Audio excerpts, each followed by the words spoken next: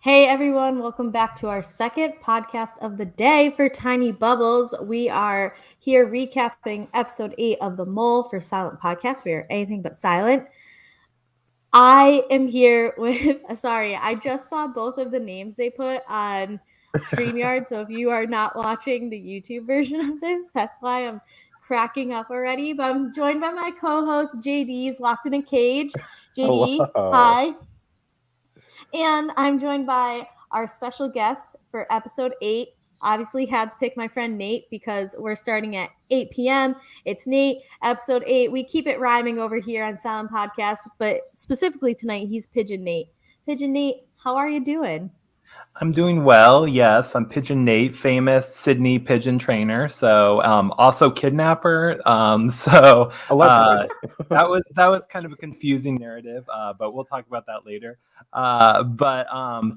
I'm doing really well. I'm super happy to be here. I've known Kari for a really long time. We're original mole allies. Mm-hmm. So happy to have our alliance still going strong after all this time. Yep. Honestly, probably my first internet friend. Yeah, same. So we've been at this for quite a while at this point. So Nate, dive right into it. Tell us about your fandom, how you got into the mole, what you've done with the mole, and just how you're here this evening. And if I get up, it's because I think Nitro's scratching at the door, but I'll still hear you. So go ahead. So I've been watching the mole back since the 2001, I guess it was, before right when it came out. I caught the end of season 1, was able to find the DVD, rewatch season 1, watch season 2 as it was coming out. There was the whole weird 9/11 cancellation situation, then it came back finally. So I was really into it at that point. And then I think we first met in 2000. I want to say 2008 when they did the reboot season. That was the season itself was a disaster, but it kind of created this there's so much Facebook energy around the mole at that time, and then there was all these online games popping up. And I think we both played in an online mole game and were allies instantly. Yep. And so that's really how we did. And then we later, right after that, did our own online mole series where we were co-hosts together. And we've been watching reality shows since then. But I think it's so nice to actually go back to the original show that got us to be friends. And I feel like I still have been keeping up with the mole, watching the Dutch seasons. I don't know if y'all remember this, but back in the day, there was this GeoCities website called Who is the International Mole that would have recaps of all the mole series around the world that were happening. And it was just it was made by a Dutch or Belgian fan. I used to read that. So I was just really, really into it, to an unhealthy, obsessive level. And so no such thing. It's been really interesting seeing it come back though, because it really feels like it came out of nowhere. I kind of heard about it, and then all of a sudden it was here. And then I had really low expectations after the 2008 version, and then just seeing it back, seeing how they reinvented it, it's been really exciting. I still am I don't feel like it's fully hit me yet that it's back and it could have more seasons possibly. I don't know, fingers crossed. So I'm optimistic about it. Yeah, Matthew messaged me between the podcasts and said that it's trending in a bunch of countries, including finally the USA in the top 10 this weekend. So that's good news for us, because I think it was in a bunch of other countries except the USA. I think it was number 11 or 12 in USA last weekend, but this weekend it's in the top 10. So we're making some strides towards give us season 2. Absolutely. I did see today that when I was like searching in Netflix on the Netflix bar, when you're like typing something in, probably because like it's not on the homepage, it's hard to find on the homepage. Yeah. But like I noticed that the number one search of the day was like for the mole, so that was a really good That's sign. good. Yeah, Netflix, put it on the homepage. Why is it still not on the homepage? Jeez. I don't know. You would think, especially like going into the last week, that it would be there, but hopefully next week it'll be up there with the finale. Yeah, especially maybe then because you're able to binge everything at that point versus the people, maybe they just don't want to deal with the backlash of like casual bingers who are just like, wait, I only have 5 episodes? And it's like, true. Yeah, I know there are definitely people out there who would just prefer to watch the entire thing as it's out and not have to wait. Absolutely. I do have to correct Nate on one thing. He hosted the one we co-hosted. I was like the personality, like making fun of people. That was really like, he was the brains. I was the brawn. That was really what it came down to. And I will never, ever, ever take credit for what Nate did. Things we were doing over AOL Instant Messenger. Like it was a time to be alive. That was our technology level. I mean, you were the star of the final challenge though, when they had to find you and you were at the Backstreet Boys concert. Like, so you did get to be that was real. I did get to see the Backstreet Boys, only 4 of them for $20. One of them wasn't partaking in Backstreet Boy concerts at that time. Was it Nick or AJ? Nick was definitely there, so it must have been. It was either AJ or Kevin. I still don't know the difference between the two of them. I know that Brian, big Trump guy, like huge Trump guy. So we're out on Brian, despite the fact that he used to be the hot one.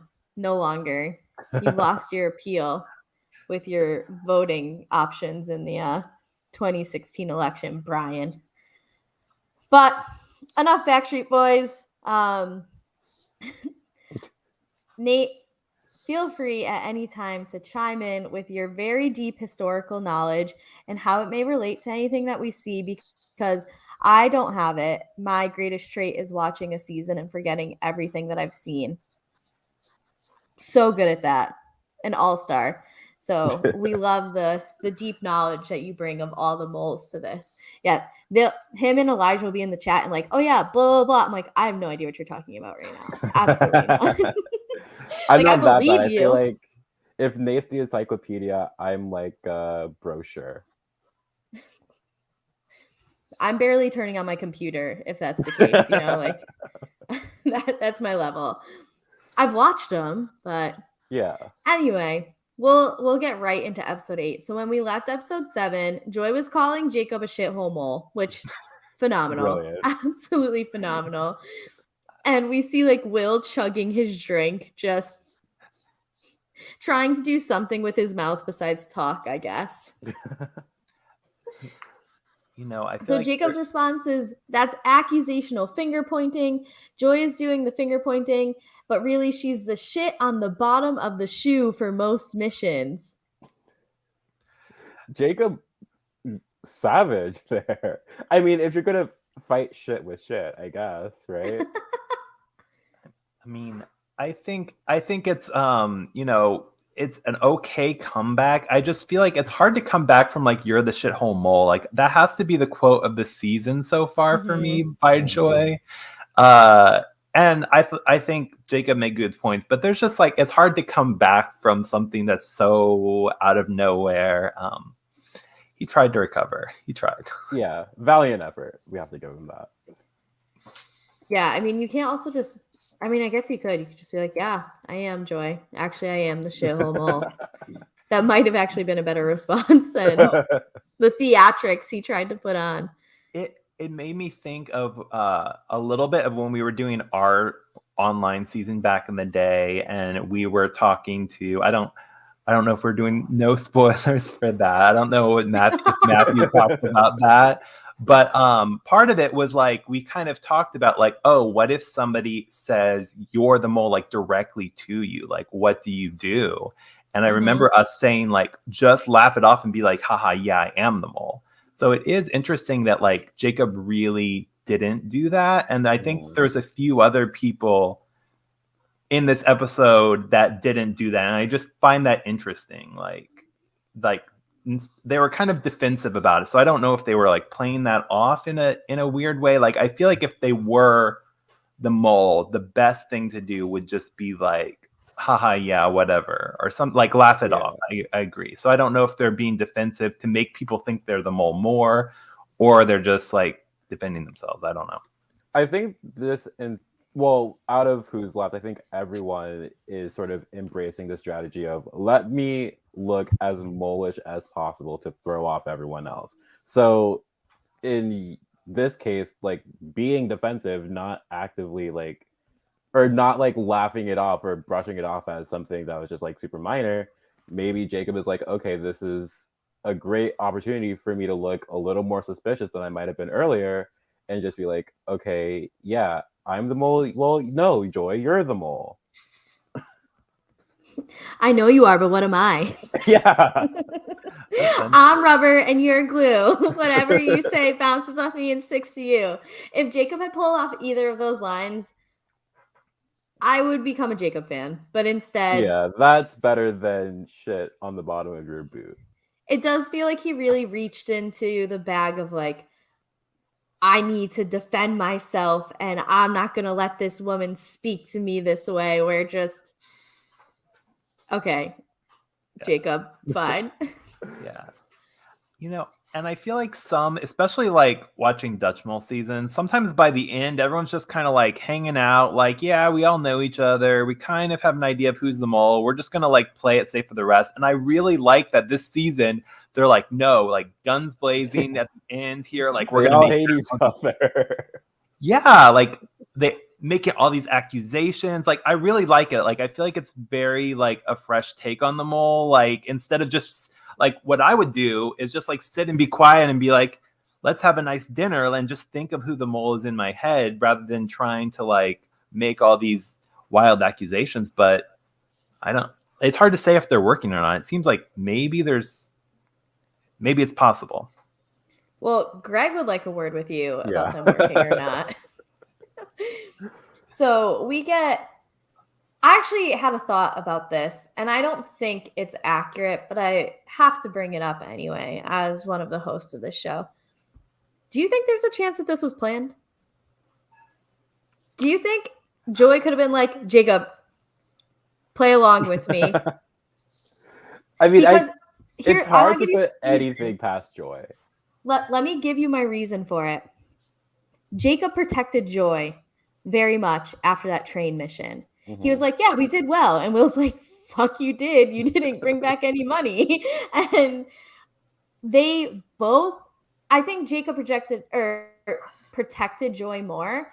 And Joy, by not really like butting in and throwing Jacob under the bus, like she gave positive feedback about Jacob as well. I'm not saying there's any sort of alliance or anything there, but I also think it wouldn't be the worst idea for Joy to just be like, hey, Jacob, I'm coming in hot, watch out. And then just like, there's a little bit of a heads up. Could have been planned, because especially Jacob's response to me it seemed a little forced. Mm-hmm. And so I just want to put that out into the universe, because if we find out on the last episode that they said like, oh yeah, we actually planned that, I just want that to be. Yeah, Carrie called it. Carrie said that. My take watching this was like, I feel like part of it is Joy wanting to see people's reactions. Like, mm-hmm. I think Joy is trying to catch people off guard and see their reactions to like how they react when she is like confronting them. That's the take I got. I mean, I think it could be planned, especially if she is the mole, like, and I wouldn't put it past production to be like, hey, you need to be like confronting people and doing all these things to maybe throw everyone off the scent or something like that. I don't know. I would say, well, the one pushback to that I thought of that I don't really necessarily agree with is that they're only allowed to talk to each other like while the cameras are rolling. But Mhm. even then, Joy could have very quickly whispered to Jacob, "Hey, I'm gonna do something. Just be on your guard." And I feel like that would elicit a very similar reaction to what we got from Jacob. So I'm not going to say definitively either way whether or not Joy planned this, because I could believe either world. Yeah, it was just very theatrical, but I guess the opposite side to what I just said is that in a couple of confessionals from Kasi, which I feel like it was surprising that Kasi got as many confessionals as she Yeah. did this episode. It was new for us as I'm viewers not to see complaining this about much. it. No, definitely not. Is she made it seem like this isn't the first time that Joy has come to dinner and sit down and thrown some accusations around, whether or not she even Joy believes the accusations she's making. She, at least to me, felt like she was implying that Joy's done this before. So if she has, why am I not seeing it? But then I guess that takes a little bit of the luster away. If this was like Joy's best one, then like production might have hid the lesser ones from us to really let Joy shine by calling Jacob a shithole mole. I could see that. I could see that. Yeah, I think I mean I know you all have said this in a previous podcast, but I just want to reiterate, like, I think there is really a lot going on that we're not seeing. Like, I have to believe that they're having some sort of other social contact, like, but beyond what is on camera. Maybe they are filming it, but they're just not showing it. Like, just Yeah. when they with them hanging out, because we do see like a little bit of a breakfast scene happening this episode, and that is something we haven't gotten that much. So I feel like they've got to be filming it, but they just, because of the editing, because of the length of the episodes, there's just a lot we never get to see. Yeah. And Alicia brings up a great point. It's hard because we don't know why they're editing things in a certain way. Like, is this because this is objectively what's going on, or are they trying to lead us down a path that we don't know? Right. And I do think that's part of the interesting thing of this being the first season of it, because, or at least the first season of the Netflix version, in terms of how much do they stay true to what has happened in the past, and then how do they change it up? Because, for example, and I said this in one of the discords that JD and I are in, is there's a lot of people being like, I found clue A, B, C, and D pointing to this person being the mole. And it's like the ones they show at the end of the season. And I would love, and again, I'm not saying I believe this, I'm just saying, here's maybe a turn on it. Do the mole producers know their audience well? Are they showing us clues of actually who wins the season? That would be a little nice change of pace. Because, like, Yeah. if we're all expecting that, oh, we found this clue in episode 1 and this one in episode 3, they know who's won the season. They can easily go back and CGI those clues in. Sure, is it more likely that they're about the mole? Yes. But I would love if it was a little bit of a twist where, oh, hey, we actually were telling you who the winner was the whole time, because so many of you who have watched this over the last 20 years were expecting those clues to be about the mole. Again, if that's I would not love what you that, did, but I wonder if producers would be willing to spend the money to CG all those clues in if they are not about the mole. again, I'm only saying it in hopes of that these clues didn't give away who this was when I accidentally read them last week. So I mean, I think the producers are definitely doing their homework, because there's a couple challenges I've seen that are either from previous seasons of the US Mole. There's at least one challenge that's like from the Dutch season of the Mole, with when they were on the train with the bags on the sides. So, but the way they're doing it is really interesting, because they're not taking the exact challenge, but they're taking like parts of different challenges, and I think kind of like recombining them in new ways, which I find really, like, they've definitely done their homework. So to me, it's like, I think if they're changing anything, they're doing it very intentionally to throw people off, for sure. Yeah, I remember reading in the description of like the Netflix blurb of the series mentioning that it was a reboot of a cult classic. So that just leads me to believe that they are doing their homework. They know who's watching this show and is in at least some part trying to give a nod to that. Yeah, and again, I'm not saying I necessarily believe any of it, of what I'm saying out loud. More just putting it out there because, one, I would like to detract from who people have thought the mole is from these clues, and two, just because if they are right, I have the big brain. I get to stand behind that. So, well, speaking of big brains, we have Greg and Avery commenting after Joy's little, you know, why am I thinking exchange with Jacob, Greg saying he understands what Joy is doing, which debatable, but and Avery says she doesn't think it's smart to call people out, so she thinks that Joy doesn't actually think Jacob is a mole, so she basically calls out exactly what Joy said she was doing. Yeah. I think Avery is, I know you all have talked about like Avery's narration, but it's very interesting because I think, you know, a lot of times on the moles, like somebody can have like a real, like the way they do their confessionals is just so like player focused. Like it's hard to think that they would be the mole because the way they're talking about everything is just like so much from the perspective of a player. So if Avery is the mole, like she's doing an amazing job convincing everybody that she's like this huge gamer who is kind of like thinking everything very carefully. And she did it. I mean, that's a really good take that she laid out for everybody. I think Will is similar in the fact that it's so much from the perspective of not only just like a non-mole player, but a non-mole player that is like solely focused on adding money to the pot. Whether or not Will in this point of the game is adding money to the pot, debatable. But if he's telling us that he wants to add money to the pot, we're less likely to believe that he's the mole. All true. It's so hard with like so few people, and all of them do shady things in their own shady ways, which is great as a viewer and like to keep the suspense up, which is another reason I'm hoping those clues like didn't ruin it however long ago. But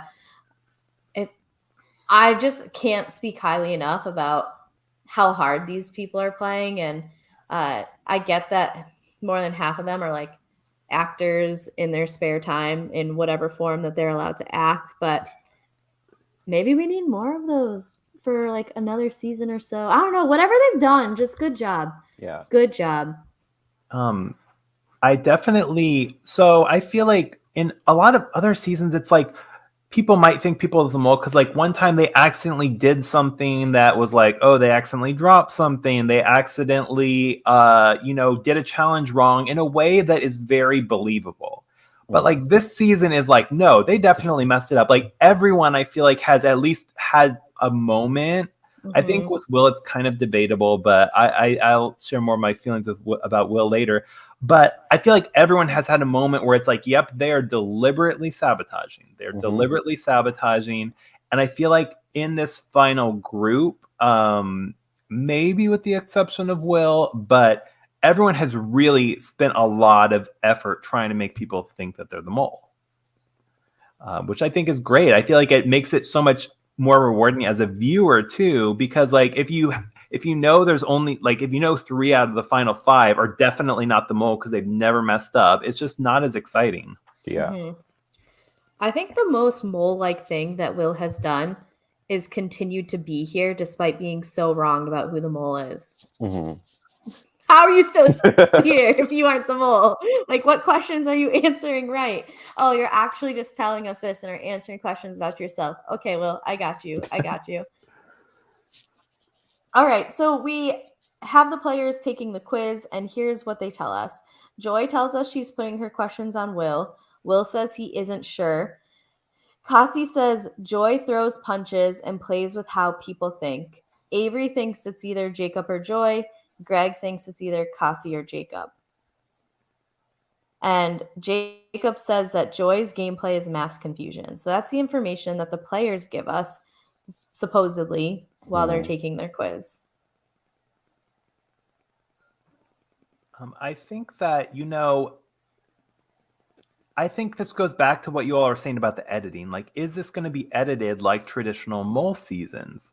Because I think, especially in a lot of the Dutch versions, but in the US version to some degree as well, generally, if there's one person that everybody is saying, like, I mean, at this point, most people are voting for Joy. And I feel like traditionally, if there's one person at the end, everyone's saying Joy, Joy, Joy, Joy, Joy.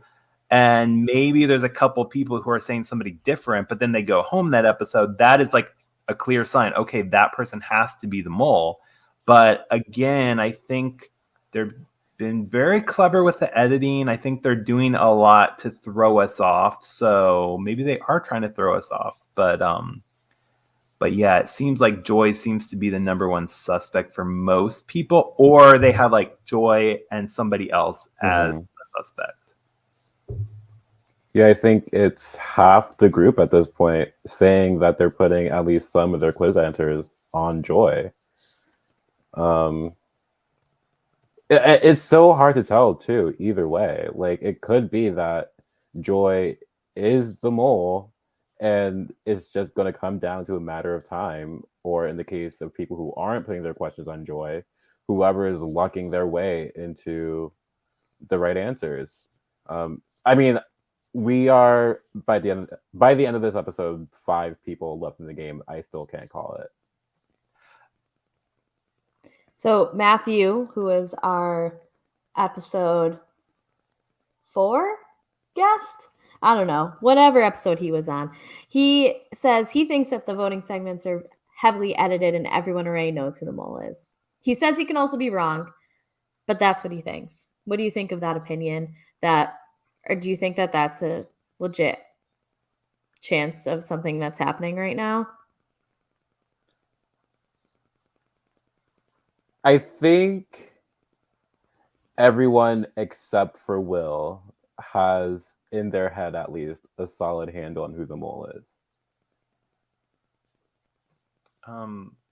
I feel like probably if they have made it this far, well, I don't know. It kind of depends on the season, because there's been some seasons where literally people are in the final 3 and get it wrong. But it does seem like if Joy is the mole, then everybody is putting their votes on Joy. If Joy is not the mole, then she is doing an amazing job convincing people she is the mole, and maybe she, by process of elimination of everyone else going out, can figure it out and be the only person who guesses. But I mean, there's probably a pretty good chance that I think everybody is at least has the mole as one of their top 2 or 3 suspects. Yeah, for sure. Yeah. I think you have to be top 2 at this point or you're going home. I think Pranav fell victim to that. I don't think you can really have a top 3, because if you're splitting your questions between 3 people, that means what? You're giving each person 6 to 7 questions max. So if you're only getting 6 or 7 right about someone versus someone who's splitting between 2 and is getting 10 of them right, like, I honestly think that that's where Pranav fell short in his game. And I think that there is a chance that that's what got our next player who was eliminated, which is Greg. Okay, I've been on Greg's ass about a bunch of shit this season. I fully admit that. Greg, if you stumble upon this, because I know you listen to the rap coverage, but like, we break it down episode by episode, so come on over here. But anyway, I grew to accept who Greg was as a character, and I am actually very sad that we're not going to have him for the last 2.5 episodes. There's things that annoyed me about him for sure, but I mean, it made him a dynamic TV character.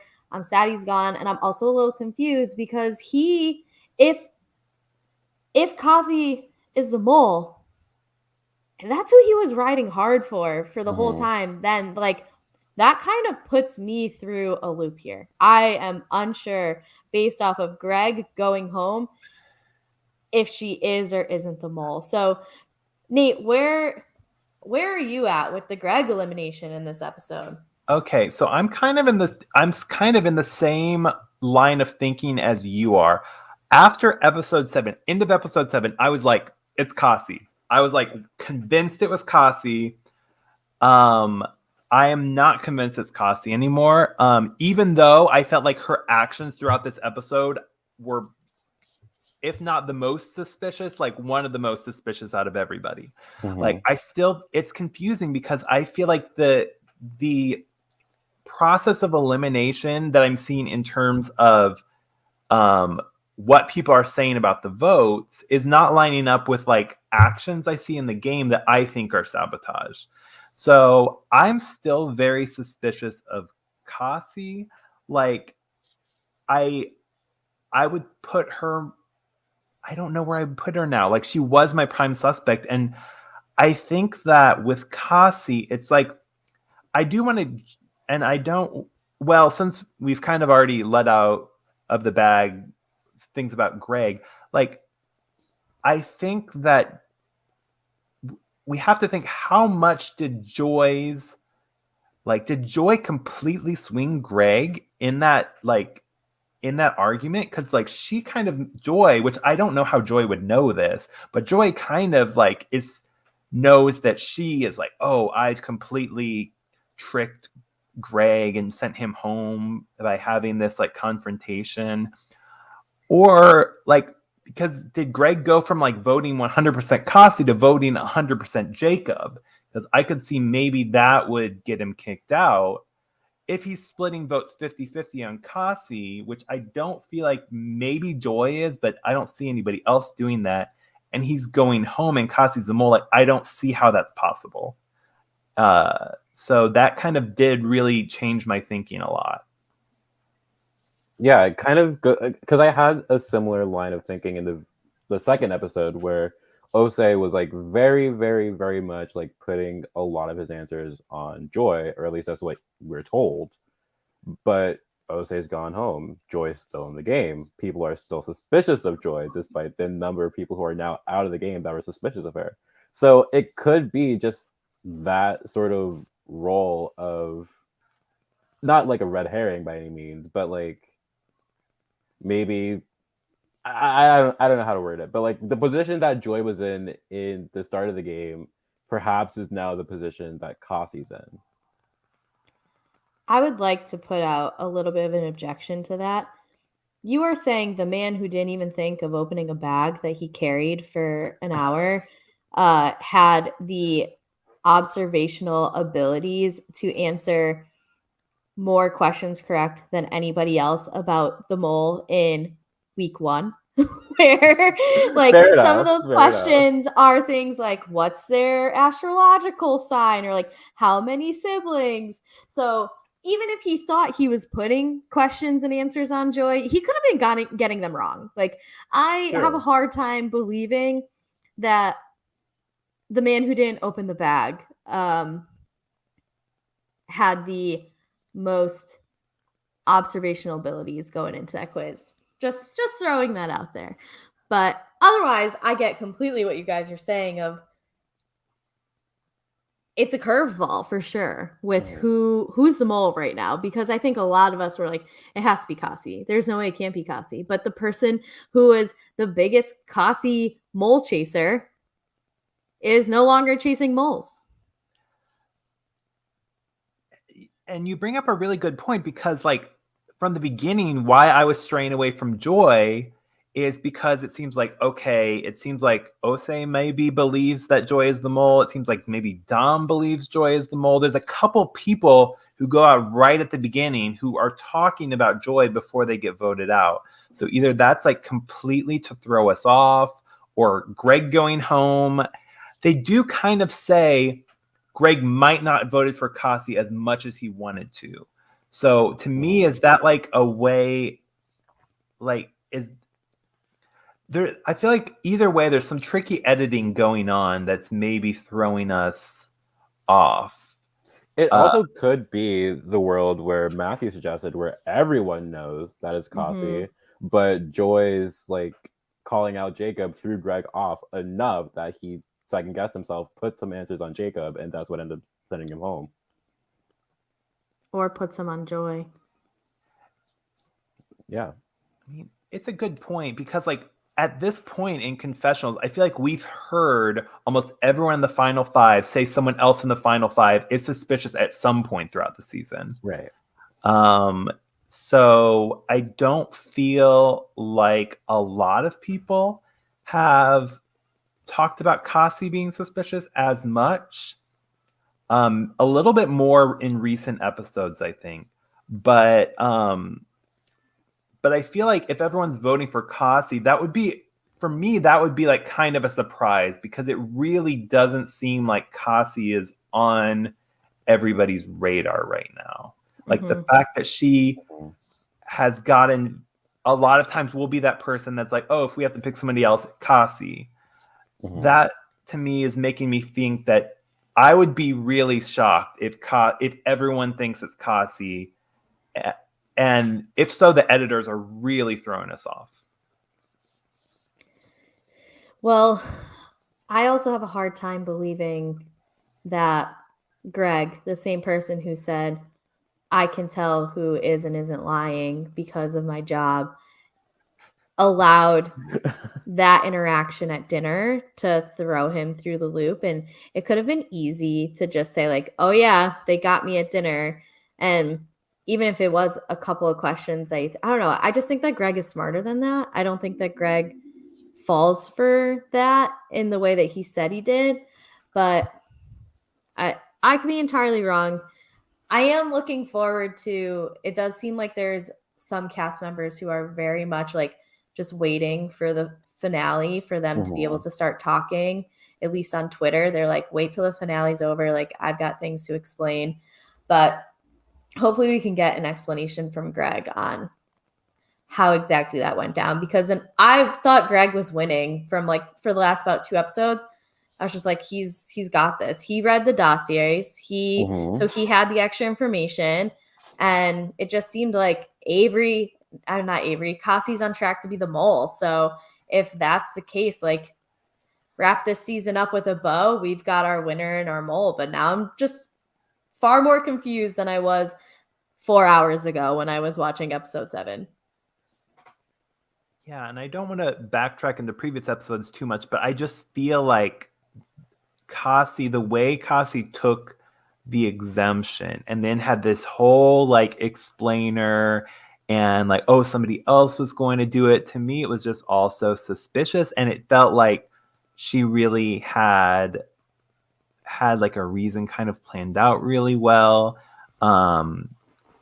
And I think that is a little bit easier to reconcile than like Joy's exemption, where it's like, no, like you clearly tried to take out as much money as possible. So I do think Kasi has been playing a very good subtle mole game, where clearly she is drawing some suspicion if that's what she wants. If she is the mole, I think she's mostly been really good about being fairly subtle compared to like obviously like Joy and Jacob.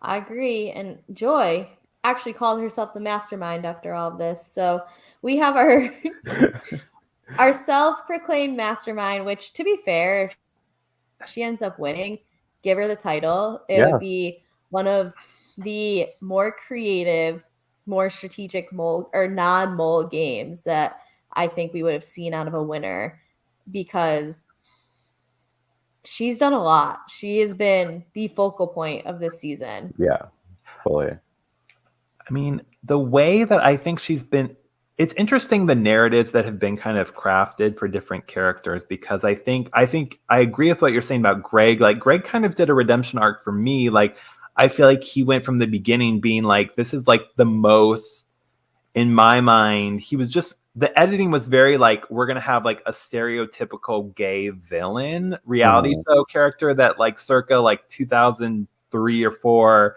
would be on a reality show. I was kind of getting that energy from him at the very beginning, but as it goes on, I feel like they did a good job of like showing different facets of like what he's good at and his skills, and the way he did the interrogations I thought was great. So with Joy, it's like she's kind of doing like a comeback arc in a different way, where it just felt like in the beginning she was so blatant for those first few episodes. Like it feels like all the focus was on her, and it's either like it would be a very unorthodox mole strategy if that was her plan all along, to like just come out, sabotage everything for a few episodes, and then like reel it back in and try to do better throughout the rest of the season.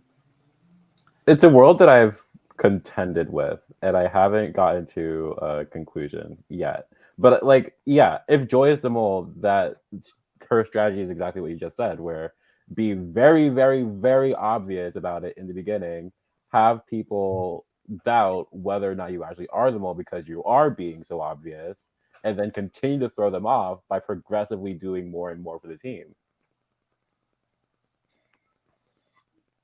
All of them, if their strategies are unorthodox at this point, that again, like, I don't want it to be over, but I want it to be over. So there is some reasoning behind these decisions that we can find out.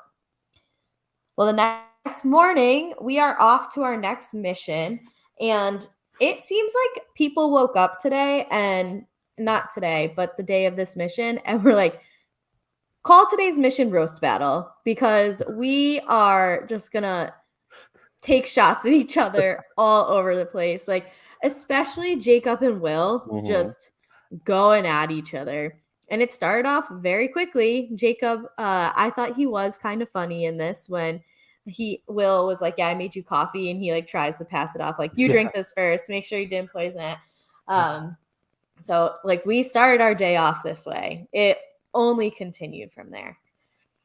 So we get Alex coming in and saying, listen, we're going to take one of you away.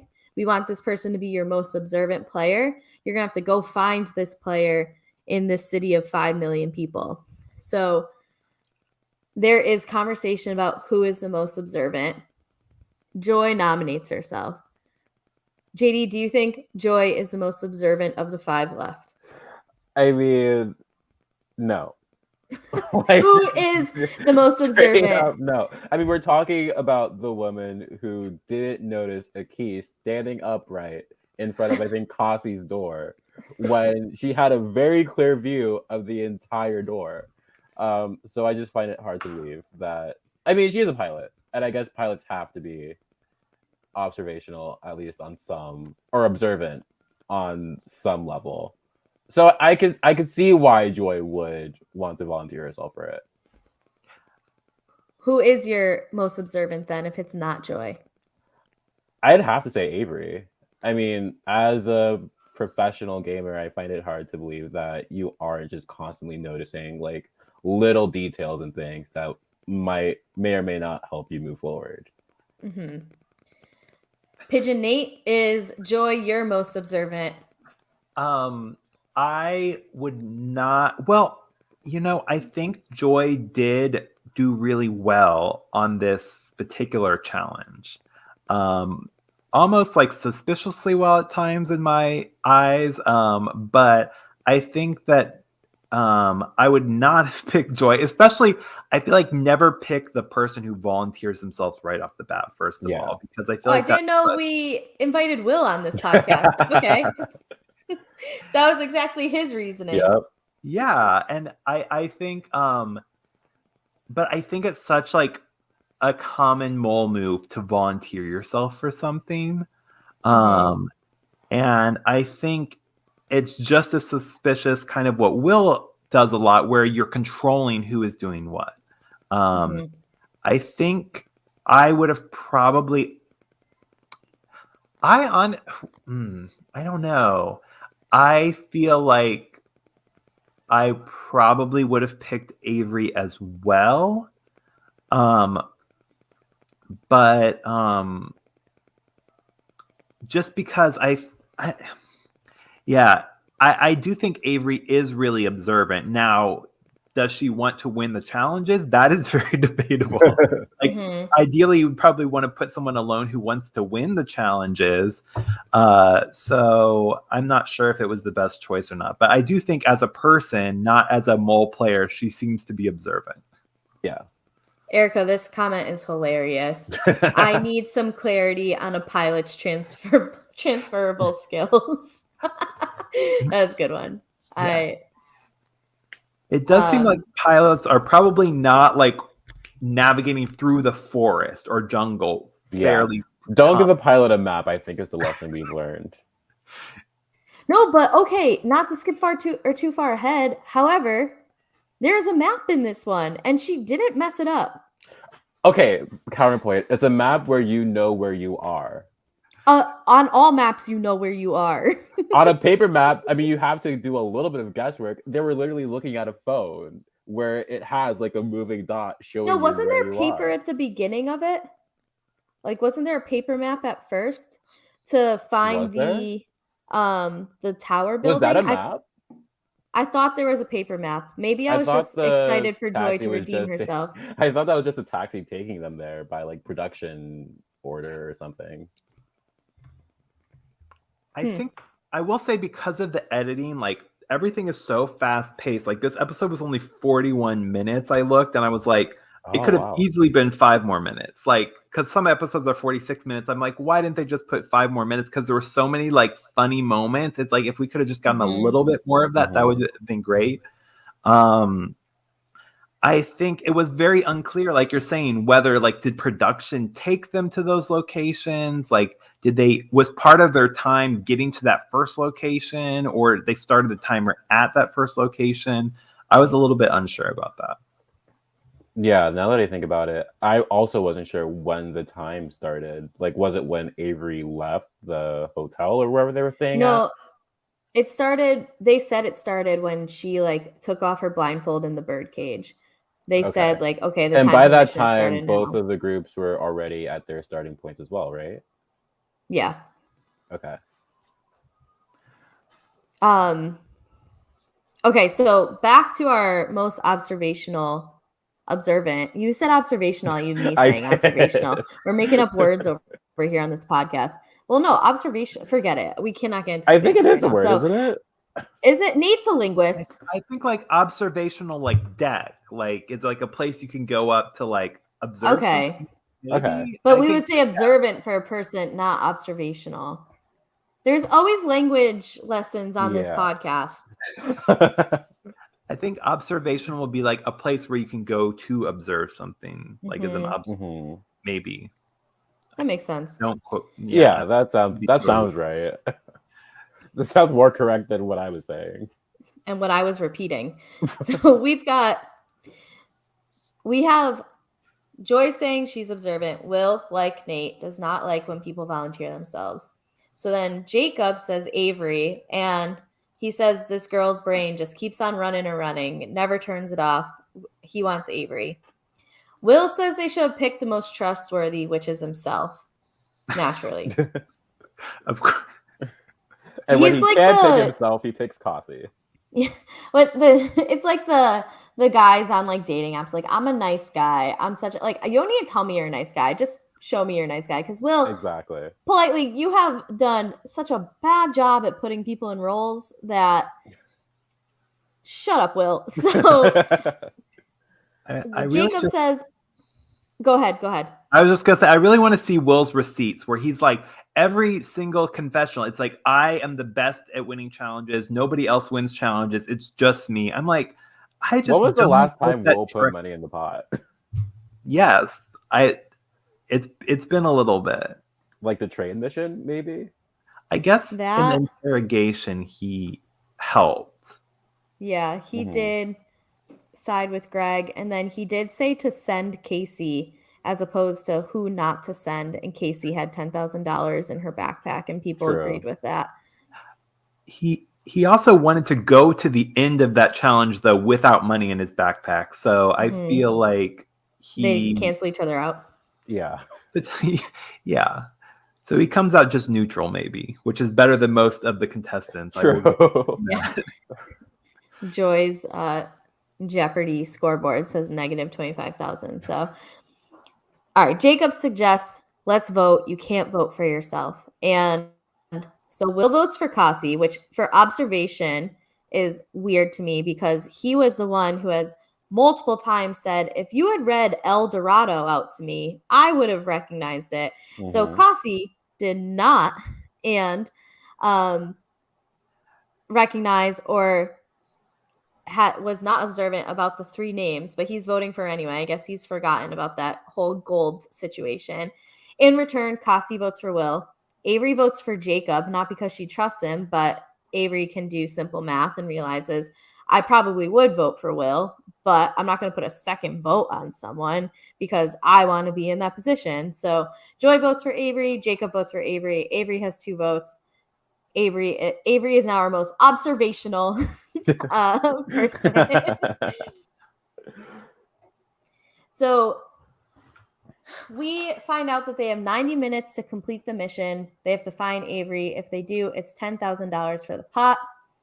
Avery gets taken away, and the other 4 have to pair up, which I was so excited as soon as they said, let's pair up these 4, because you knew that there was going to be some chaos. Like, who wanted to be with who? Any combination of these pairs would have been just fabulous television, and I'm glad that they both delivered. So I wrote down as this pair was going off, I feel like Will, based on his comments, should have just had a shirt that said "I'm with stupid" with the arrow, because like every single comment he made this entire challenge was just like, I can't believe I'm with such an idiot. Yeah. It is like the shirts that like the opposing sports fans wear at games. I think I actually saw people at the Bears Commanders game wearing it on TV, which is a whole other realm of stupid because you just have like 2 fans of bad football teams like watching together, but we don't need to get into sports today. So yes, they're just, when they were getting put together, it's like, oh, we're just going to be taking shots. That's it. We're taking shots at each other. We're making fun of each other. Here we go. So Will and Jacob pair up. We have Joy and Kasi pair up. So Will takes the big dummy. Jacob says he'll take the bigger dummy. And then, Will also says that he thinks Jacob is highly allergic to putting money in the pot. Yeah. It's also on my list of allergies, Will. So I just put, for different reasons, I just spend recklessly. All right. I have this mission not written chronologically, but by groups, because it's easier to take notes that way. So I just want to give a heads up on that. If it seems like I'm going out of order, it's because I'm going in the order of the groups. Should we start with Avery? Let's start with Avery. Yeah, because we need to talk about where Avery ended up. Yeah. So Avery gets brought to this secret location. She takes off her blindfold, and I thought she was in like a giant dog kennel. For them. I also thought kennel. Yeah. And then I saw like the bird feed. I'm like, oh, okay. I didn't even know there was a bird feeder. So please do not vote me your most observant player. And she's like, I'm in a bird cage. It just made me laugh. I just, they really did. Watching this on the rewatch, I was like, they really tried to make sure we knew it was about pigeons. It wasn't dogs. They had bird seed all over the ground, like even scattered on the ground. They had feathers on the ground. Like they really, and I feel like it's so interesting because I feel like they're taking this like classic kidnapping style challenge. Mm-hmm. And like, what is the narrative that they are trying to say? that this like pigeon, this pigeon guy has kidnapped. What do they call that? Like a pigeon keeper, pigeon racer? Like, what do you do with all these pigeons? Like the narrative is just so wacky. It's like she's been kidnapped by a pigeon person who also likes pizza, and it's just it's interesting. I did check on that article, and the pigeon Jimmy is a real person. Oh, yes. Is he a regular patron at, what is it, Bill and Tony's? No, that part was not in the article I found, but apparently he is a real person. like this pigeon club that is like supposedly this article is from is like a real club. I guess this is like really a thing in Sydney that exists. Is it This like is a Audubon fantastic. Society sort of thing, or like completely unrelated? It seems like it's like competition, like it's somehow competitive. And then apparently this pigeon Jimmy also has like a race dog that is named So it could have been a dog kennel. Wait, you said the dog is named Pigeon Jimmy? So I'm looking up, apparently there's this like, this is like how dedicated I am to sleuthing for the mole here. I looked up first I looked up Pigeon Jimmy. That did not show up anything. Well, no, it showed up this dog. So apparently this Jimmy Vescos trains like racing pigeons and they have like competitions and stuff. And then he also has a racing dog, which is on record here. How do you train for a pigeon race? I have no idea. And then apparently he also has a dog that is named Pigeon Jimmy. So, okay, first of all, if you were to say to me, hey, Kari, there's this guy who trains pigeons to race them. Let me stop you right there. Wait. Go ahead. Fine, JD. No, like that would be what my reaction is. See, my reaction would be like, I think my top 5 reactions would be like, oh no, he also kidnaps people on the side. Like the fact that Avery got kidnapped by Pigeon Jimmy, not surprising. Well, and it's like, I feel like usually when you think of this, like especially I'm thinking like Mole season 1, the US version, it's always like either the kidnapped person gets put like in a dark basement, they get put in like a fortress or something. But like we really get this like weird sort of glimpse into like her suspected kidnapper who is like actually a real person's lifestyle and like yeah, like he just has like this coop set up in his shed or something. It's like it's such an interesting like way of crafting this challenge in a way that you're kind of getting this like storyline, but also it's just so bizarre. It's just a very like weird kind of bizarre story. I'm just shocked that this is a real person. I'm happy it is. It kind of reminds me like, so as a former teacher of juniors who had to take the SAT, every SAT question, at least for math, is based in fact, and they would throw some ridiculous stuff at you, like the weight of a bee and all these types of things. And so I always appreciated like the validity of the SAT in that way. And to find out that the mole is doing things where like, no, Pigeon Jimmy, like he actually does love pizza with chili on it, and he does have this big ass bird cage in like the 3rd floor of his house. That's just Pigeon Jimmy. Like that's our guy, Pigeon Jimmy, and his dog, Pigeon Jimmy. They both respond to you if you say Pigeon Jimmy. It's crazy.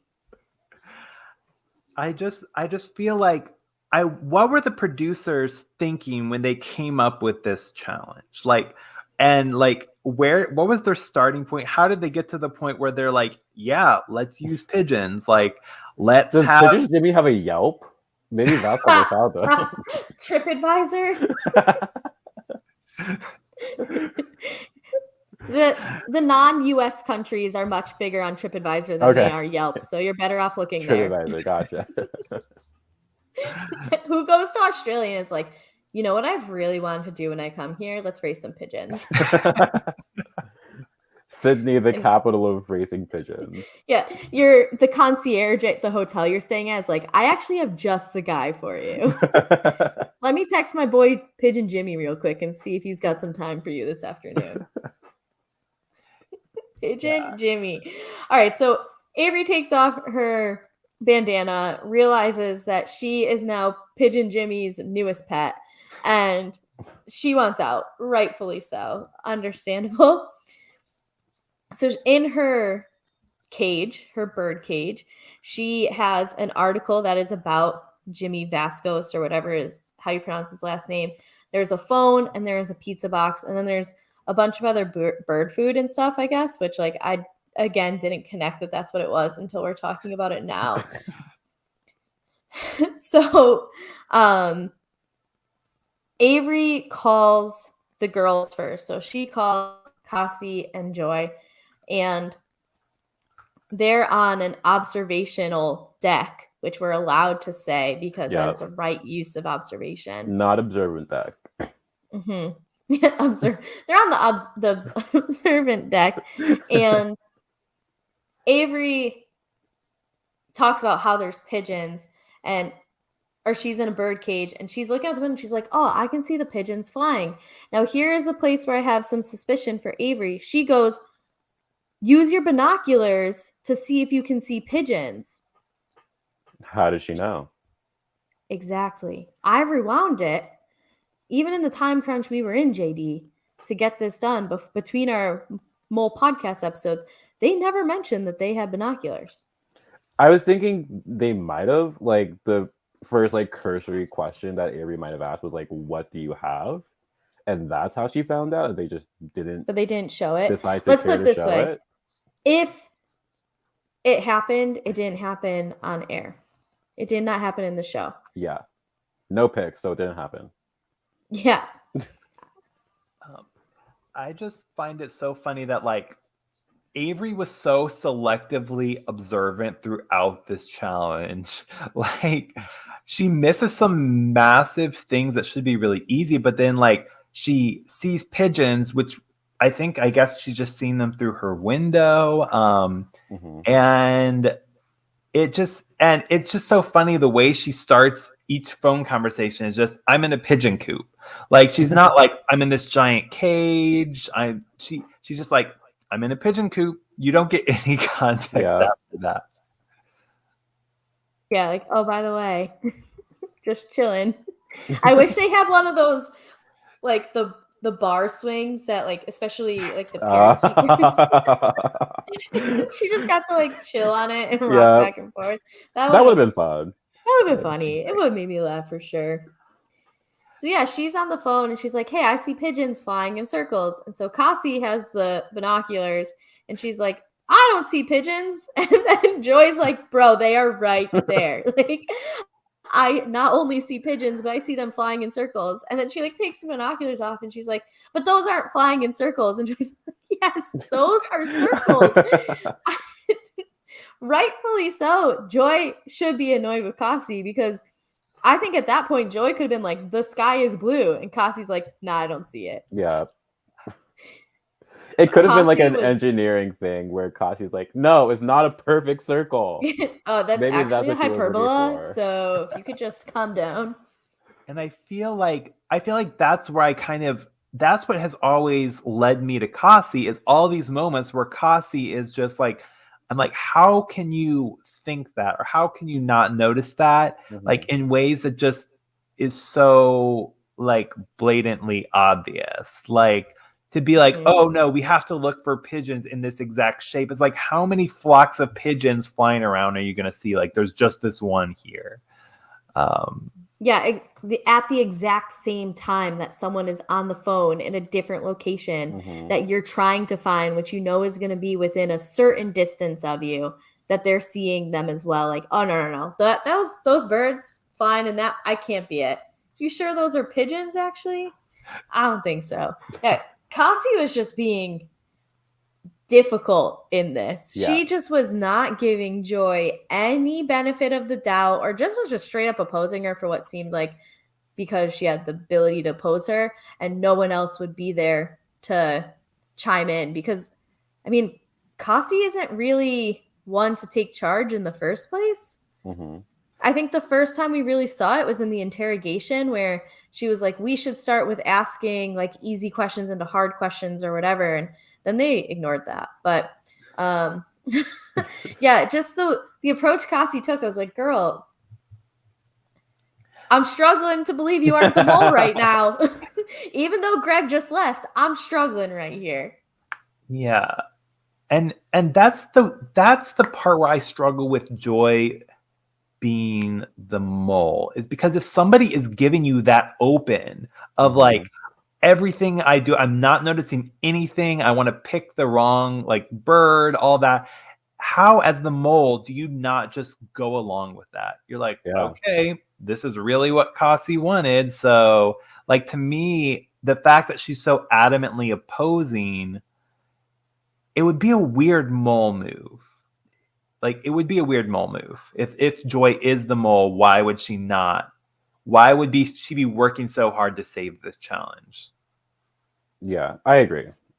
And that's why I personally do not think in this moment that Joy is the mole. I think Joy is just doing a very good job at looking suspicious in environments where multiple people can flag it and be like, okay, here is Joy being suspicious. I got the TikTok song like in my don't be suspicious. Don't be suspicious. Yeah, I think Joy came into this with a game plan and she is executing the game plan very well, where I'm going to mess up anything and everything I can. And now I'm going to work my way back into the good graces and seem like a hero. So after Kasi agrees, okay, those might be pigeons flying in a circle. I'll give you this one, Joy. They leave the observation deck to go and find where these pigeons may be flying to. So they leave. We check in with Dumb and Dumber, as they call each other, it seems. Not calling you guys that. Still come on the podcast. That they're at a pizza shop. So this pizza shop is connected to where Avery is located. They ask the woman at the desk who knows nothing, and we get Will commenting that Jacob slows down every single mission he's ever in because Jacob doesn't have a high-speed gear. So I just have to point out that Will did absolutely nothing in this challenge. Will sat there the entire time. Yep. So it is, and like, okay, I'm not saying that I think this necessarily, but I am starting to get a little bit more suspicious. At first I was like, there's no way it could be Will at all.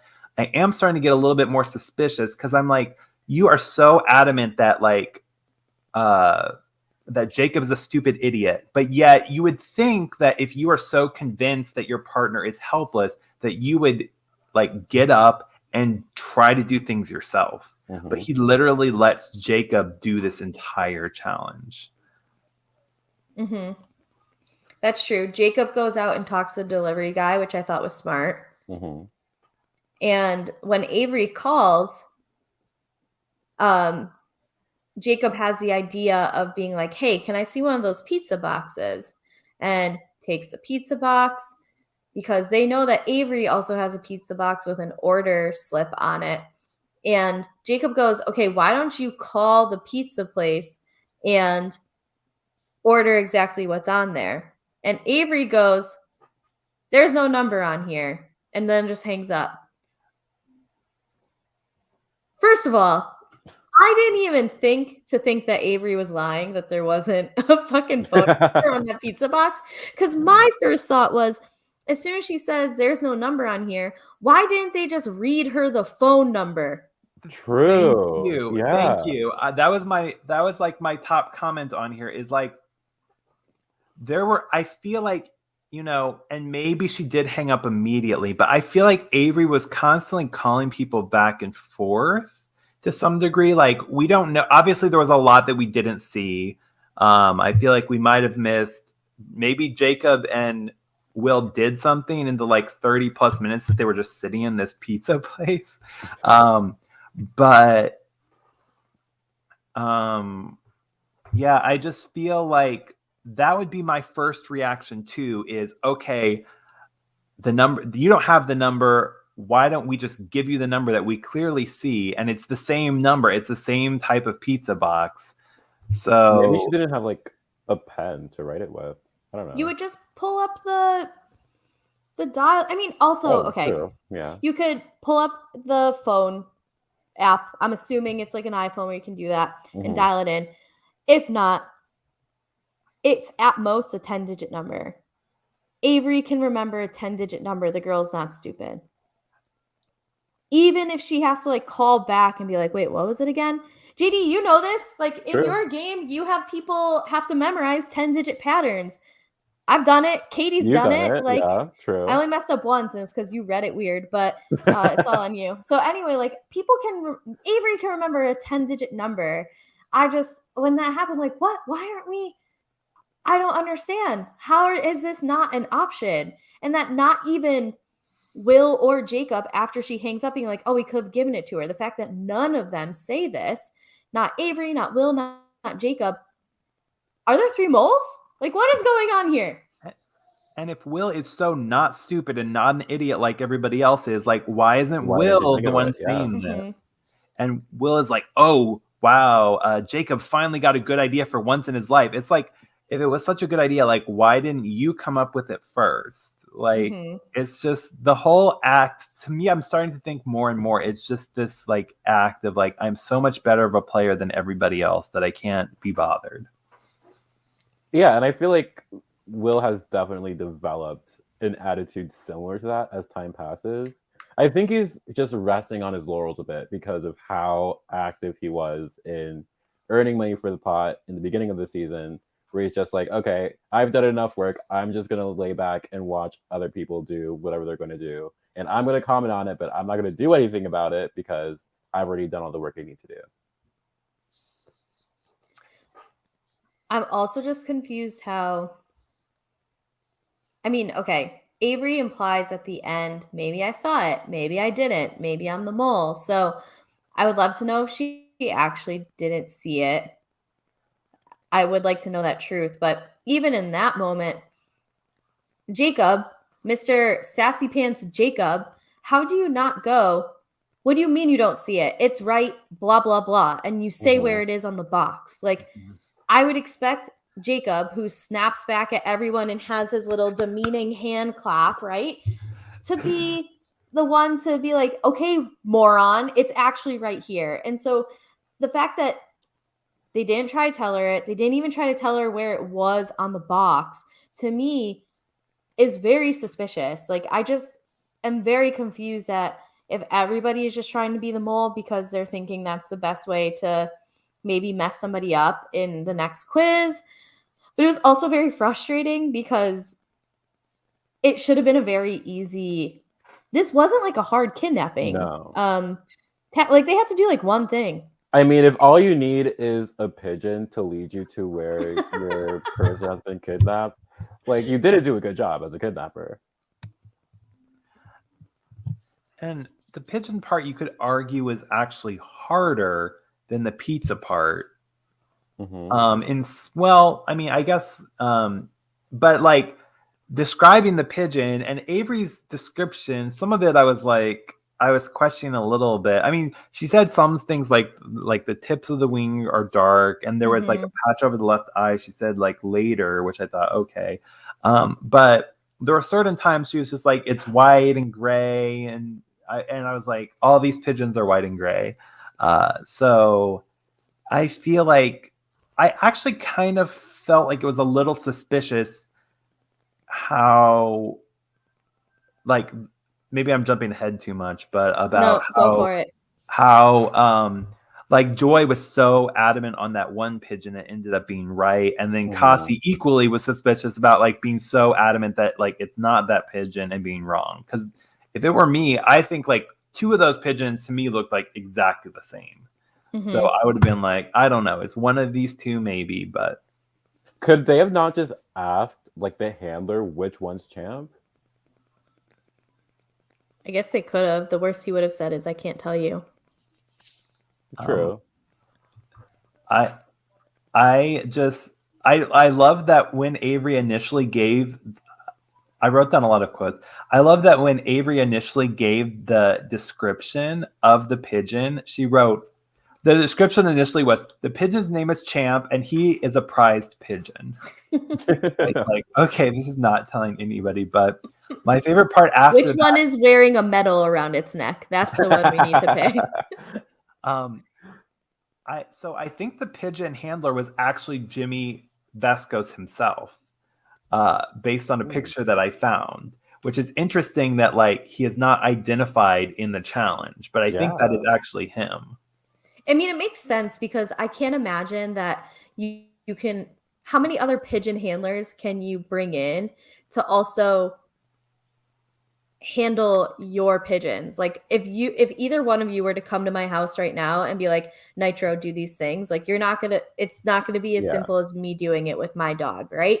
In the same way, I have to imagine that the mannerisms, the comfort, all of this working, like it doesn't surprise me that was actually Jimmy. So congrats for your 15 minutes of fame, Jimmy. We love you over here. You can also come on the podcast. Oh, that would be such a get. That would be. And I wrote down after that, Joy really is a pigeon whisperer because like she says like champ and this pigeon seems to respond and she's like, oh, that's champ. That's champ. And he knows its name. Let's take that pigeon, which I thought was like a funny moment. Joy was just like, it was very suspicious that Joy went from, you know, at times like not knowing directions, not knowing all these things to this episode. She just knew like every single thing right away and was so adamant. Half of the challenge was all Joy. Yeah. Definitely. Oh, absolutely. Because she was probably up against the mole, to be honest. So they both Kazi and Joy are adamant about their pigeon of which one is the right one and which one is not. And it comes down to, was it Joy saying, let's play rock, paper, scissors? No, that was Kazi's suggestion. It was Joy Kazi who said it. Oh, very bullshit. Against it, at least in confessionals. And even more sketchy, and again, another serial killer vibe from Kasi here. She says it out of order. You're supposed to say rock, paper, scissors. And she says scissor, paper, it might be like rock. a regional. No, fuck that shit. Thing. That's weird. Okay, so I think it is regional because this is another thing I researched for this podcast. She calls it Rochambeau, which I'm like, what is Rochambeau? Oh, I've heard that. Yeah, I have not heard Netflix that. caption spelled it weird. They spelled it like a EAUX. I thought it was just an O. Oh, so is it's Rochambeau like French or something? Yeah. I have never heard someone say Rochambeau before, so this is interesting. But I do think that the order, I know that I've heard that in some, like I've heard that in Australia, for example, they say in a different order. So maybe she was just like, win in Rome, win in Australia, let's do the Australian order. I don't know. I don't do this often, but if you're in the chat, please put the order that you say things in rock, paper, scissors. Because in addition, I have heard, like I get into it with one of my best friends. She's from New York, and New York City kids supposedly say rock, paper, scissors, says shoot. Yeah. And I just say rock, paper, scissors, shoot.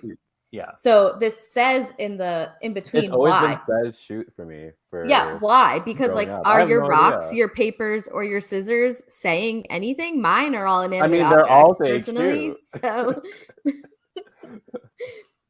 yeah. So there's definitely some regional stuff to it. I do agree, but Erica, I need the stuff after too. So is it rock, paper, scissors, shoot? Rock, paper, scissors says shoot. Do you say paper, rock, scissors, or whatever Kasi said? It was just a weird. I would have been thrown off by that. I would have needed a redo because I'd be like, what order are you saying this in, girl? Like, no, this isn't how this goes. Is this a mole strategy of saying them out of order on purpose to throw off and possibly win? I mean, it didn't work if that was the case because she lost. There.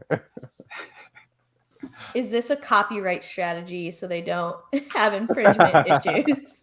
We'll never know.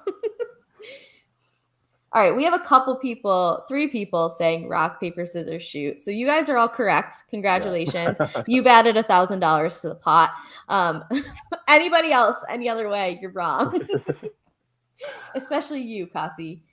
That order was weird, but Joy's pigeon won because Joy won rock, paper, scissors. Atta girl, proud of you. Mm-hmm. And that was the right pigeon. So Kasi's a mole and she knows the wrong pigeon, right? Like, that's got to be it. Occam's razor, yeah. Yeah, I feel like it's either Cassie's the mole and she knows the wrong pigeon, or Joy is the mole and she knows the right pigeon, but like wants to win for some reason. I mean, it wouldn't be like, I feel like there have been some challenges in the past where the mole is like, I know the answer and I intentionally want to win. Mm-hmm. It's like pretty rare, but if that's the trajectory she's trying to take, it's not impossible.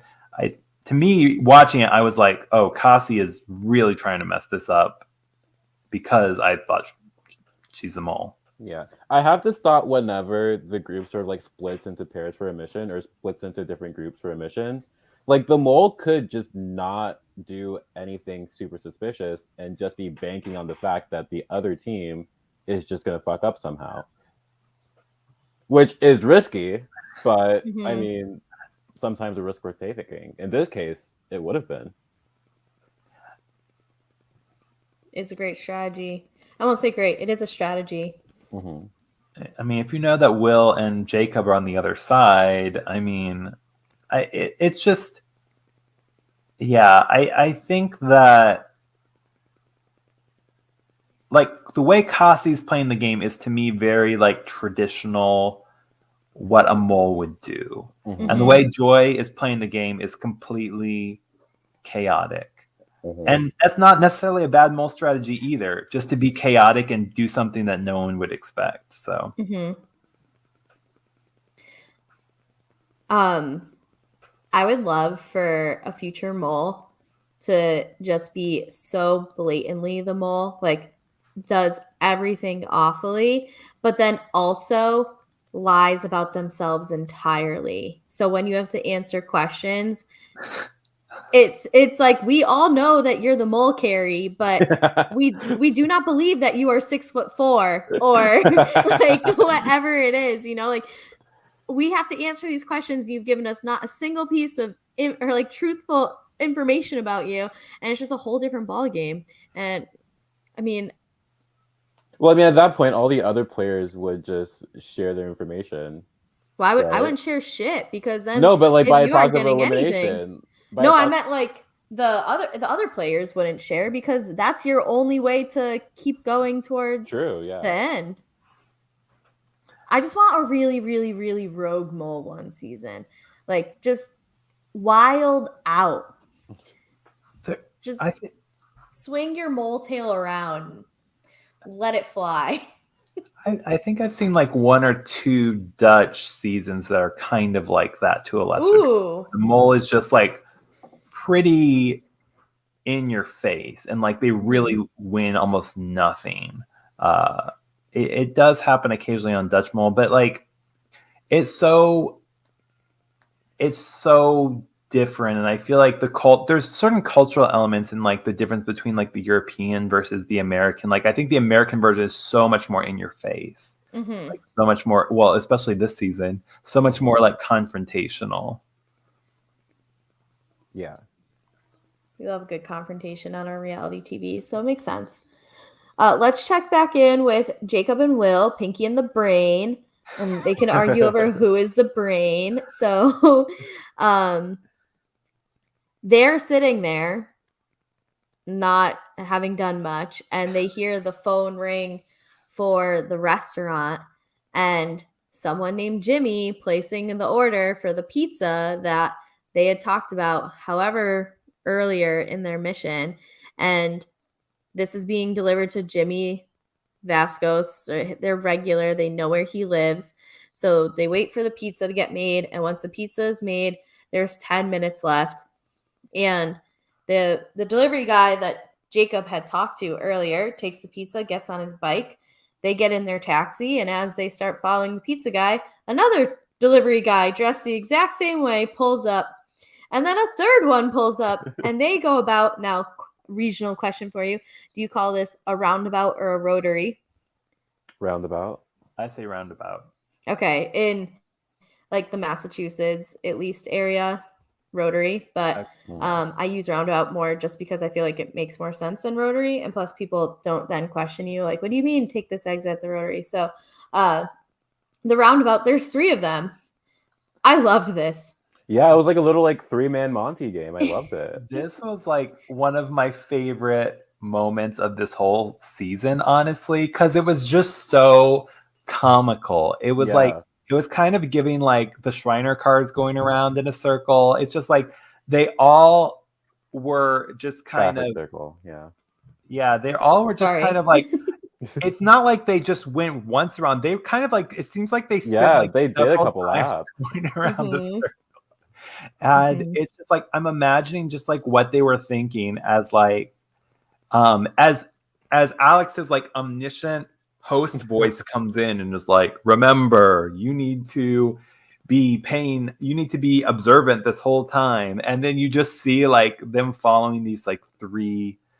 Yeah, it just feels like well, with the I thought Avery was supposed to be the observant one, not Will and Jacob.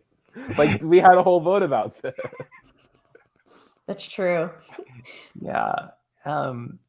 Yeah, and I was just thinking, how is this fitting into Jimmy Vesco's kidnapping narrative? Did he like get his like other delivery friends to try to throw them off the scent? It was definitely a funny moment, and I just feel like I applaud the producers for like putting this amount of effort into like having such unconventional ways to find somebody in this challenge.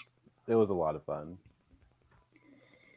So they do pick the correct driver to follow, and we're at the last like 4 to 5 minutes of this event where Cassie and Joy are making it to the house. Cassie like climbs a whole ass fence to get to the bird cage. Like at this point, Cassie's like, "You think I'm the mole? I don't see Joy climbing fences to get into this Cassie place." turns into like Lara Croft.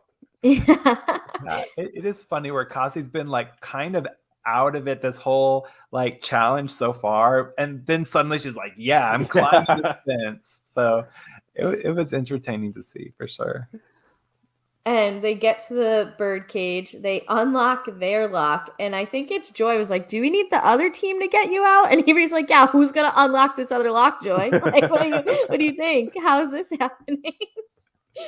Just, I understand that like they're under pressure and stress and stuff, but sometimes like some of these questions and comments just like, yeah, why else would they be chasing pizza boys through Sydney, Australia, Joy? What do you think's going on here?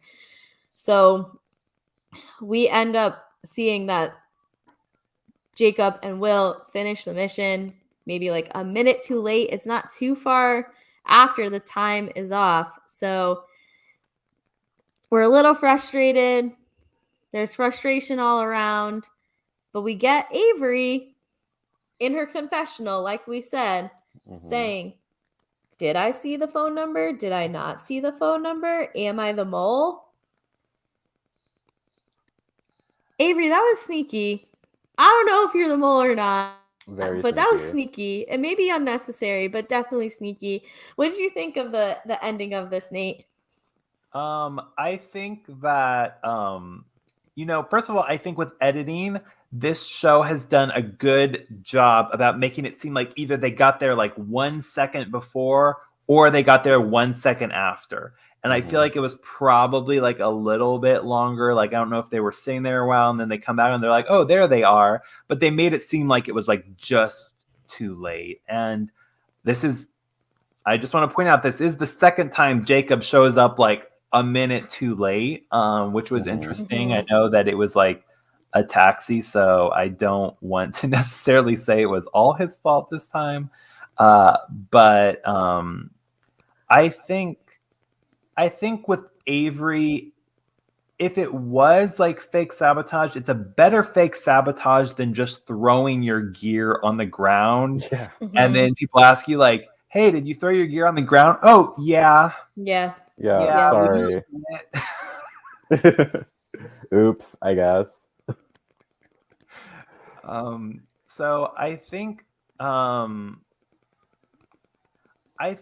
Avery definitely maybe actually drew some suspicion from this one versus her other one, which I feel like everyone just was like, "Avery, what are you doing?" I don't know if the blame was really on her though, because I feel like there's so much more that Will and Jacob could have done. I agree. It really did just look like they were sitting there for a half hour, not really doing anything. half hour. They had to have been there for over an hour because if, say, it takes 10 to 15 minutes to make a pizza, if they actually did make this pizza for them, we'll say 20 at most, like, and they had 10 minutes to deliver it, they were sitting there for an hour. Will specifically, I don't even know if he got up. I think he walked in, sat down, and was waiting for his slice of pizza to be delivered to him.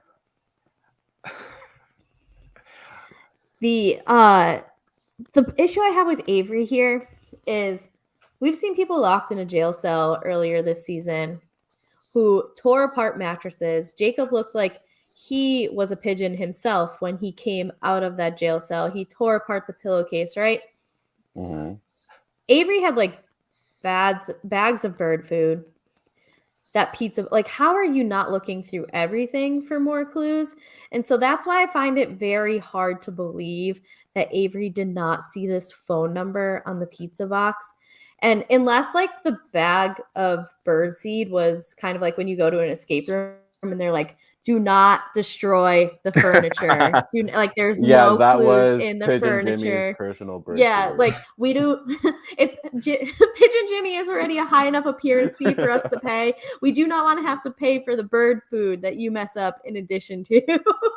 I just have a hard time because it just seems like she didn't try.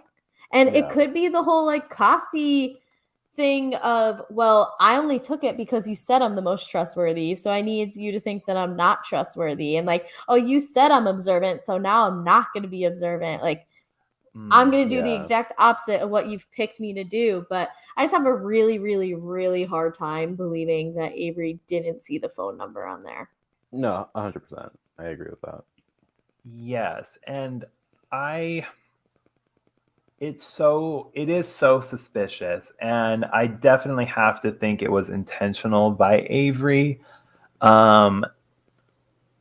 It's just such a obvious thing to look at, especially when you've heard already that the phone number is on the pizza box. So the fact that you're like, oh well, it wasn't. I had to like look at an angle. It's like, so look at an angle. Pick it up, turn it. Like there's more than one side to this 3-dimensional object. Maybe Avery has only been able to see in 2D this entire time. Wow, that would be a real plot twist. I don't know how she's such a successful gamer, but all right, so this mission ends. They don't win. Avery again claims she didn't see the number on the box. There's some pushback on that, but everyone has their suspicion. We go to dinner next. And back at dinner, Joy takes responsibility for calling Jacob a shithole mole the day before. I don't think you're the mole, and I would actually like to turn my attention to Avery and Cassie, but mostly Cassie. Cassie, all you do is drop the ball. And Cassie says, well, like, Joy, I think you're doing this to divert attention. So I am just, I'm a little confused by Joy here because is she trying to throw people off the scent or is she bringing more scent? I don't know. I'm the goal by all of this. I mean, I think the goal, and I think she mentions it last episode as well, is to just take attention off of Will because Will is who she thinks is the mole.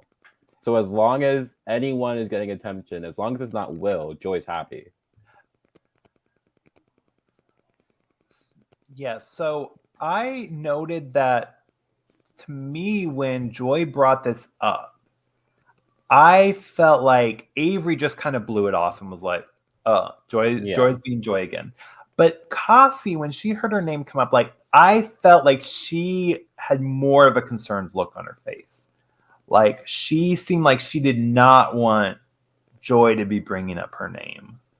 Whereas I felt like Avery was just like, yeah, this is what Joy is doing. Like, let me analyze it. Like to me, Cassie was like, I need to like deflect this off myself right away, which I felt like was really suspicious watching that.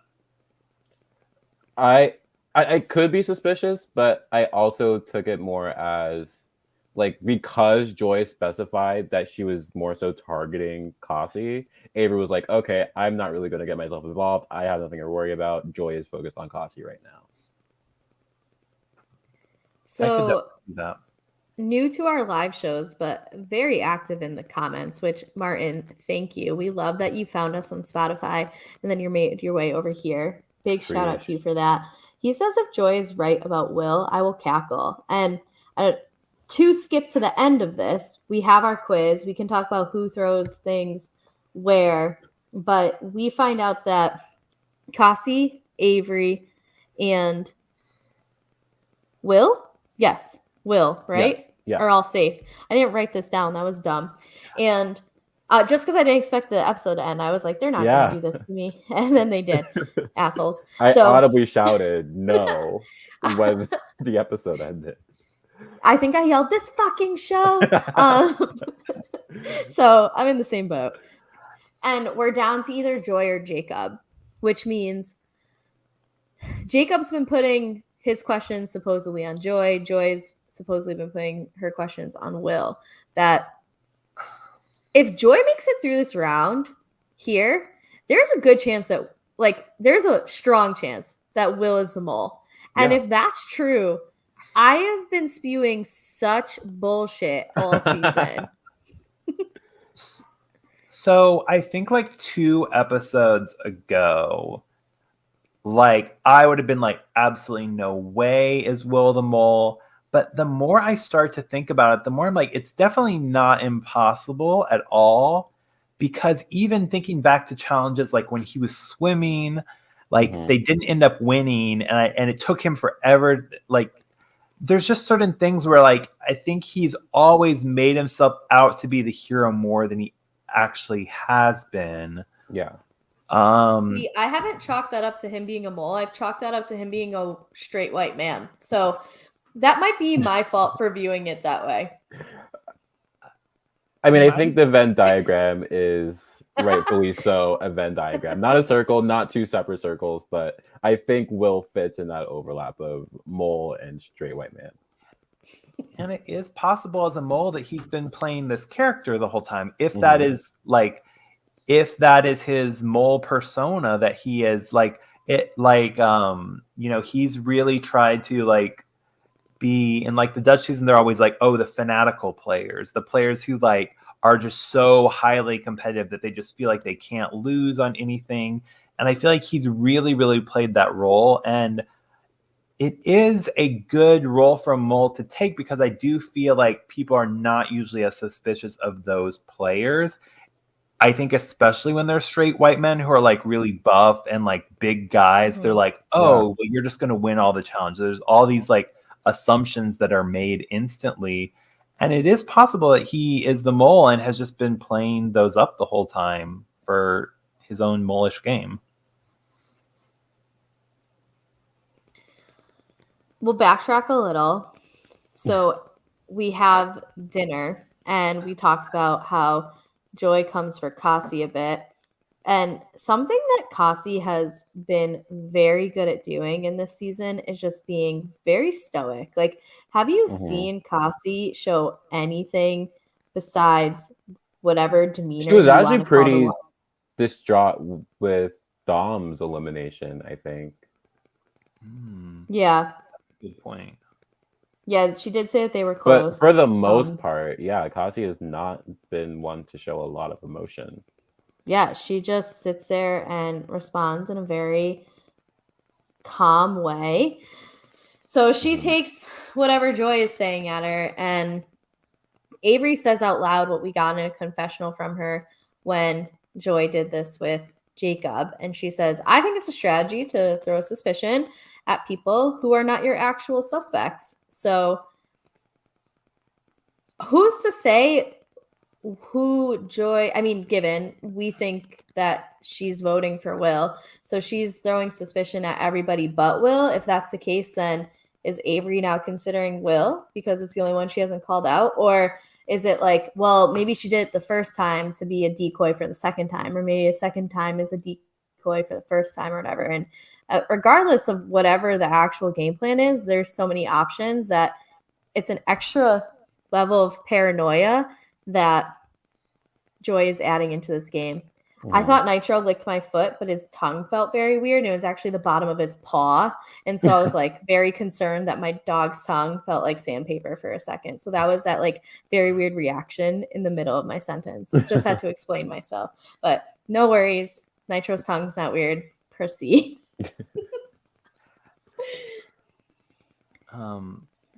Yeah, I think Kasi has, she's been a very fascinating player to me, because I think that, like, we saw in the challenge where, she just took that exemption, like gave a half smirk and just like walked out. Like, she could really be brutal if she is like trying, but then the next day she'll be like so caring with everybody. So I think she's playing a really good game where if she is the mole, she's doing a good job of like changing her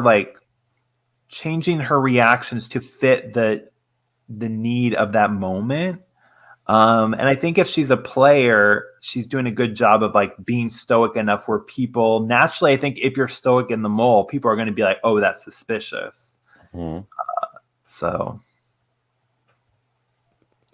after this, we have Avery straight up saying, like, I'm not the mole. If you vote for me, you're going home. So if that's what you want to think, go for it, which I think is an interesting approach to take. Yeah.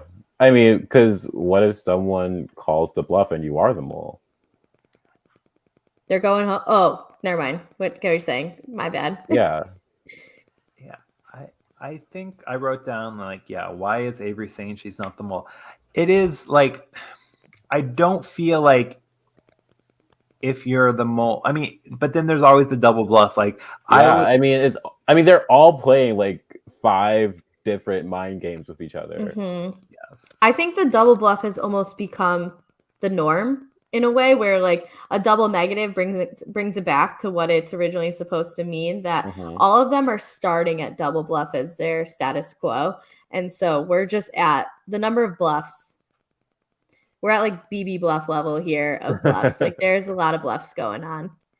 Except when Will was guessing who the bags was in. He's like, it's definitely in my bag. And it was not a double bluff. It was just I think these people will not make it to the end. And I think if Kasi was the mole, she's like, yeah, I'm putting it in my bag and sitting out right away.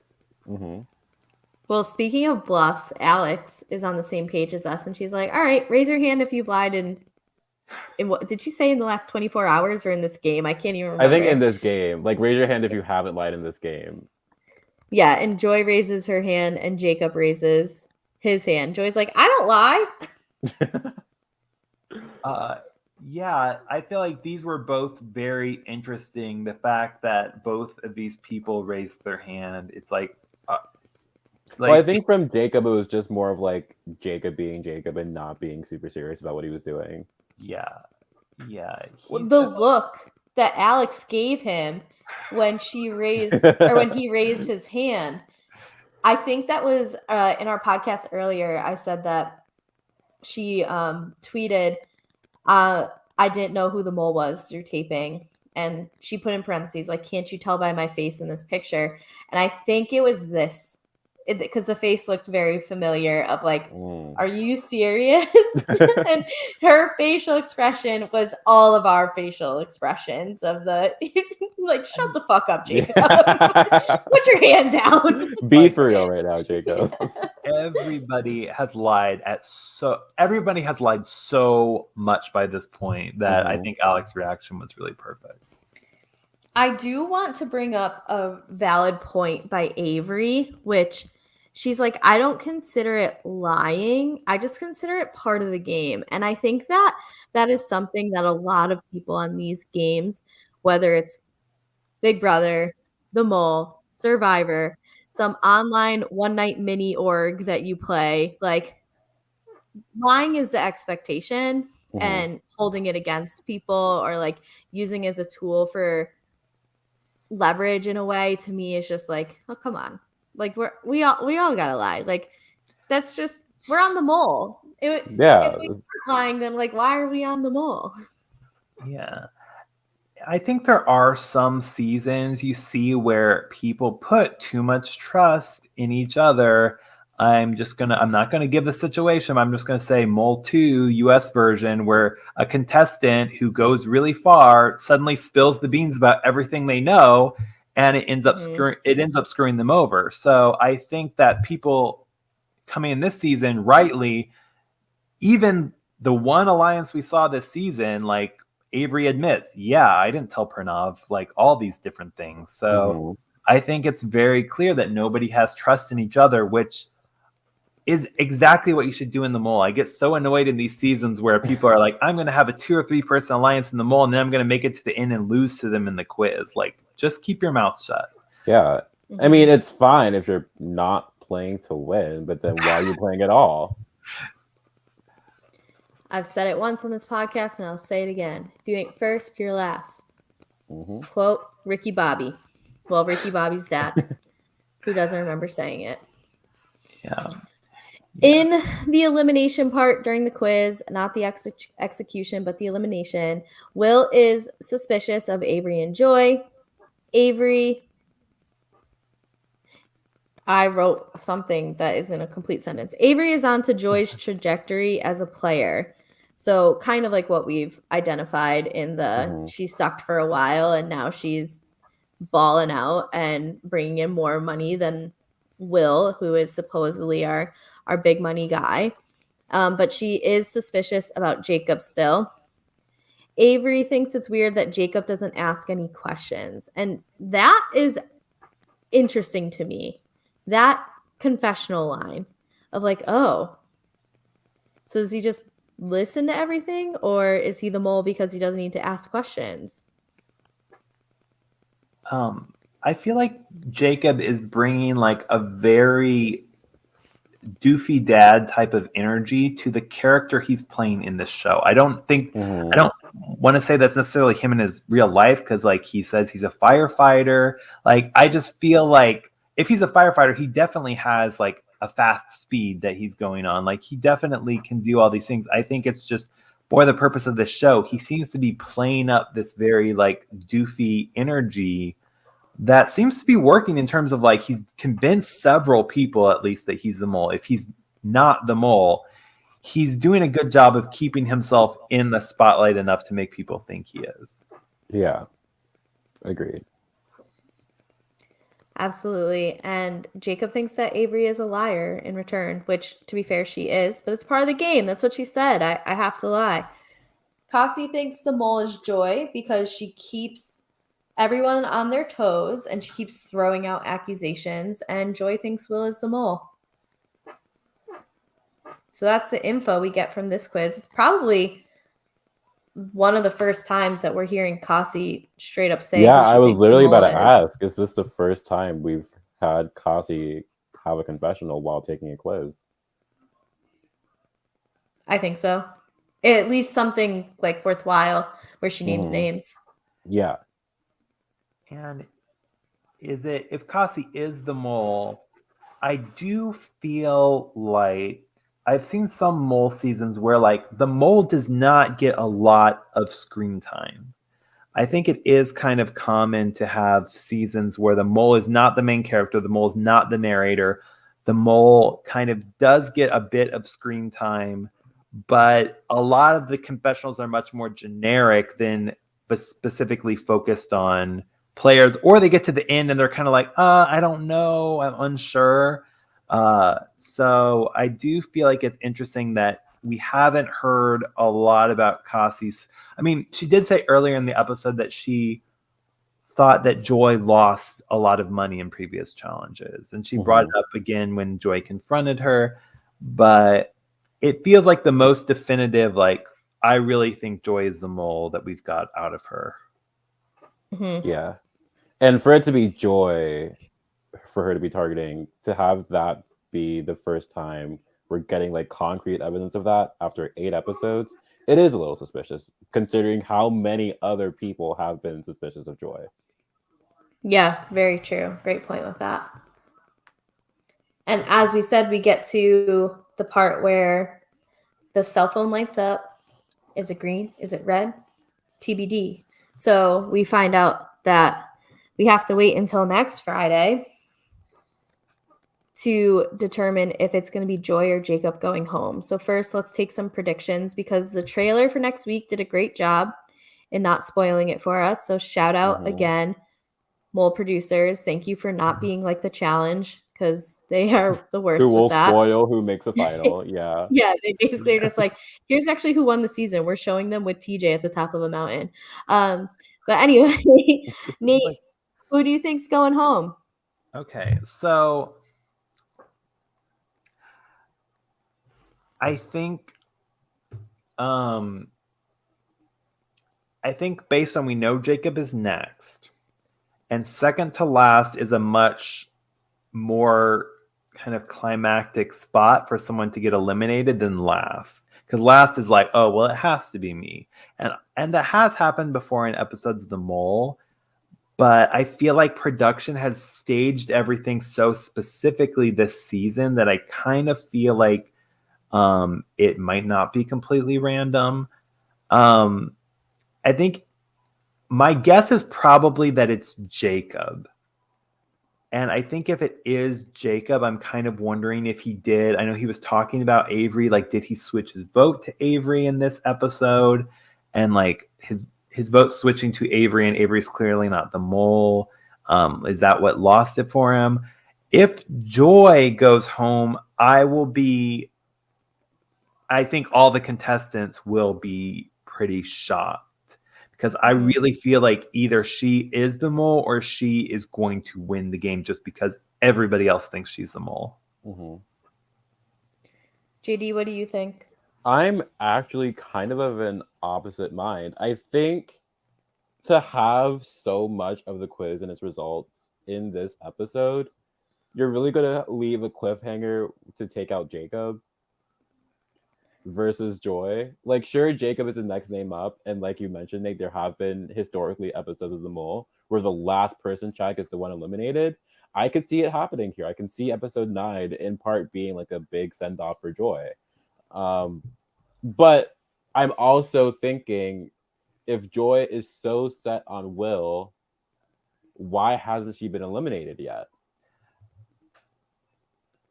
So it could be that Joy is right and Jacob is the one going home. I can see a world where that is what the reality is, but I don't know. Something in my gut just tells me that it's Joy's time to go. I could be wrong. You're going to have some angry people when I decide to edit this clip out and put it on Twitter and tweet it out to the masses of JD saying it's just going to say it's Joy's time to go and let the hate ensue. Let him at me. What is it? Any press is good press? Yeah. Yeah, exactly. I think it would be interesting. I'm not saying I want it to happen, Twitterverse, but I do feel like it would be interesting if Joy goes, because I always feel like if everybody's on a person and they go home, like that's always a good like jaw-dropping moment in The Mole. Whereas like I feel like if Jacob goes, I don't think people are going to be that shocked. Like if Joy goes, that's like changing the game. That's like a game-changing thing to me. Because even now we have what, 3 of the 4 people that are not Joy putting their quiz answers on, or at least some of them on Joy. Like that'll shake things up in the very last stretch of the game. I feel like if Kasi is truly the mole in that scenario, and Joy is, and like people are answering their questions for Joy, and Joy and Kasi are in the same group, and like let's say there's questions about like which group were they in this challenge, because I feel like there have to be, if that's the only challenge they did that episode and there's 20 questions, I feel like would questions for Joy be more right than questions for Will? And would that put Joy in a position to get eliminated? And because I feel like if Kasi's the mole, we can't make it to the end and nobody guesses it's Kasi, right? That's the thing that it's interesting. So it's like either Joy is voting for Kasi or she is the mole. That's what I gotta think to some degree. If Cassie's the mole. Yeah, I don't know if Will isn't the mole, how Joy's been sticking around. Obviously, she has some suspicions of Cassie, but she has seemed pretty set on Will for a long time, and Yeah. she's made it through quite a few quizzes. So I'm not sure. I do think that I saw it in the Discord that we're in, JD. Someone was like, of course Jacob is going home. Avery and Will spent like 2/3 of this episode telling us how much of a dumbass Jacob is. Of course he's going to be going home. To which, like, whoever said that, I did not mean to plagiarize you. Sorry if I did. Well, Shouts I out to mean, you. sorry that I did, not if I did. I definitely did it. But that's the closest I can get to a citation for you. So I do appreciate that. Yeah, for the show's sake, I want Jacob to go home, but I think realistically, there's a good chance that Joy goes home because I just can't see Will being the mole. I mean, if Will is the mole and Joy's the only one who got it from the very beginning, really, she's been on Will. Mm-hmm. Mm-hmm. And like, then she's like one of the greatest players of the mole all time, honestly. Because Yeah. like, not only has she been the only person on Will essentially the whole time, but has also convinced at least half the cast that she's the mole. So hats off to her if she ends up winning, and that's the situation that she has created for herself. Incredibly impressive. I can't believe that's only Saturday and it doesn't come out until Friday. Why'd you have to remind me, Carrie? I thought today was Sunday. Well, I need tomorrow because I have a homework assignment due, so I can't have tomorrow be. I actually have homework due tonight at midnight that I need to get done, but it's just discussion board posts. Those are fine. So no, I mean, with us spreading it out so much last week, it wasn't as like big of a gap, but now there's so much time. What am I gonna do this week? I guess I'll rewatch The Celebrity Mole. Yeah, honestly, I laughed so much in that first season of it, and then I think the Dennis Rodman season is next, which and Nate can probably attest to this because his memory is fantastic. I obsessed over Dennis Rodman then. I was I just like was infatuated. Like, he's so intriguing. That's where it all started for me and Dennis Rodman. But yeah, I might watch that this week as well to hold me over. Then maybe because I mean, Nate has been saying this to me for years of like, just watch the one with the subtitles, watch the Dutch one. But subtitles are so hard for me. They're just reading, man. I was a math person. Now I'm not any of those things. I just podcast. So I don't have any math or language abilities anymore. I mean, I will say the Dutch version, they say a lot of English words, and also like half the time you can figure out. Yeah, a lot of it sounds like English. Exactly. Yeah. So like, I mean, when they're saying "we is the mole," you're like, okay, who is the mole? You know, there's enough like easy words, I guess. Candidaten. I have enough English speaking ones that I haven't seen yet. I haven't seen UK ones. I haven't seen Australian ones. So if I really get desperate for more mole, then I'll venture into learning a new language at the same time. I'll download Duolingo and use that while I watch. I definitely recommend. I think the UK ones, there's only 2 seasons, but it was really good in my opinion. I really like the UK one. They do make very good reality TV over there. They do.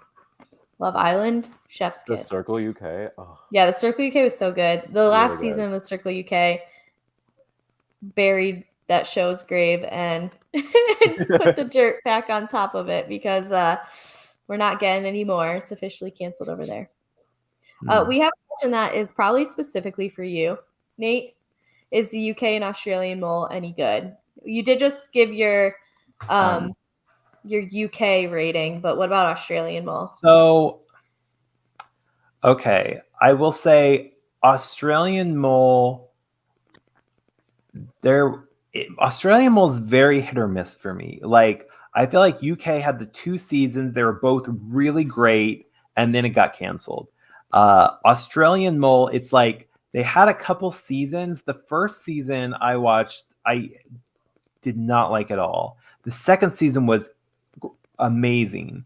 Then they like bring it back for a reboot, and they had this really weird format where it was so drawn out. They had like 5 episodes a week. It just was like really, really long slog of a mole season. It was almost like Survivored it.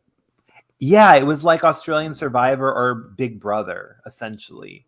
And it just like it was so long and drawn out. There was some interesting parts, but it just felt like such a slog. So I think Australian Survivor is a toss up, but UK is good. Belgian mole is really good because that's like the original. It's like impossible to find, but if you find it, it's like really good. Dutch mole is like mostly good. I feel like they just get in the habit sometimes of like doing things that are a little bit too predictable. Like every season like it almost becomes like Survivor where it's like, okay, yeah, it's going to be like kind of the same every season. There you go. You have your complete international mole breakdown and their ratings from Nate. This is why we have him here, because I would not be able to give you any insight on that question. We're at the end of the episode, which we have to finish it in the way we always do, which is Nate. We're down to like 5.5 people here because someone's going home very soon, and we know at least 3 of them who are not going to be going home. Who's your mole? You only get 1 pick at this point. Okay. I have like a mole that in my heart is like, I feel, well, it's changed. First of all, I like hats off to producers because it's really changed so much throughout the season. I feel like there's been some mole seasons I've watched where it's like from the very first or second episode, I'm like, that person's the mole, and they end up being the mole. And it's kind of like, that's kind of boring. Like I've switched my guess so many times throughout the season based on things that are happening. I'm going to say based on like my heart and who I think is actually sabotaging and who I really want to be the mole, not necessarily think is the mole, but want to be the mole, is Kasi. I feel like it's looking a little bit less likely after this episode, but I still am holding out hope somehow that she is the mole.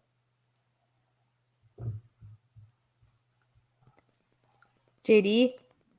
Yeah. Where are you at?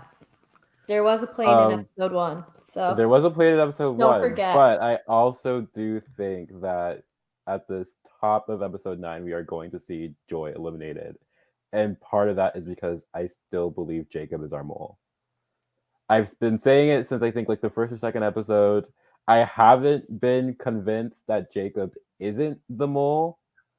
And I mean, Will kind of hits on it throughout the entire season. Like Jacob hasn't been a person who does a whole lot for the group.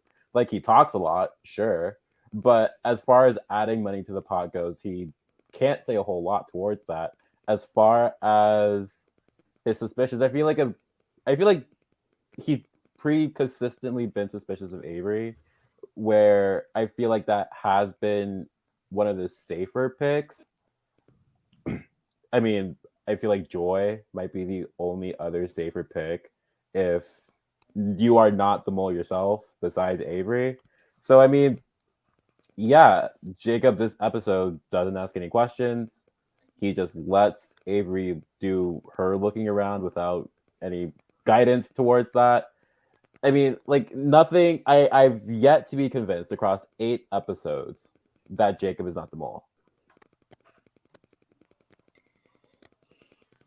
I've said it before and I'll say it again. I'm stubborn. I am difficult. I am hard-headed. These are the nice things that my mom says about me to my face, you know? And so I have to stay true to form. just because Joy's still here. And I've been saying Joy the whole season.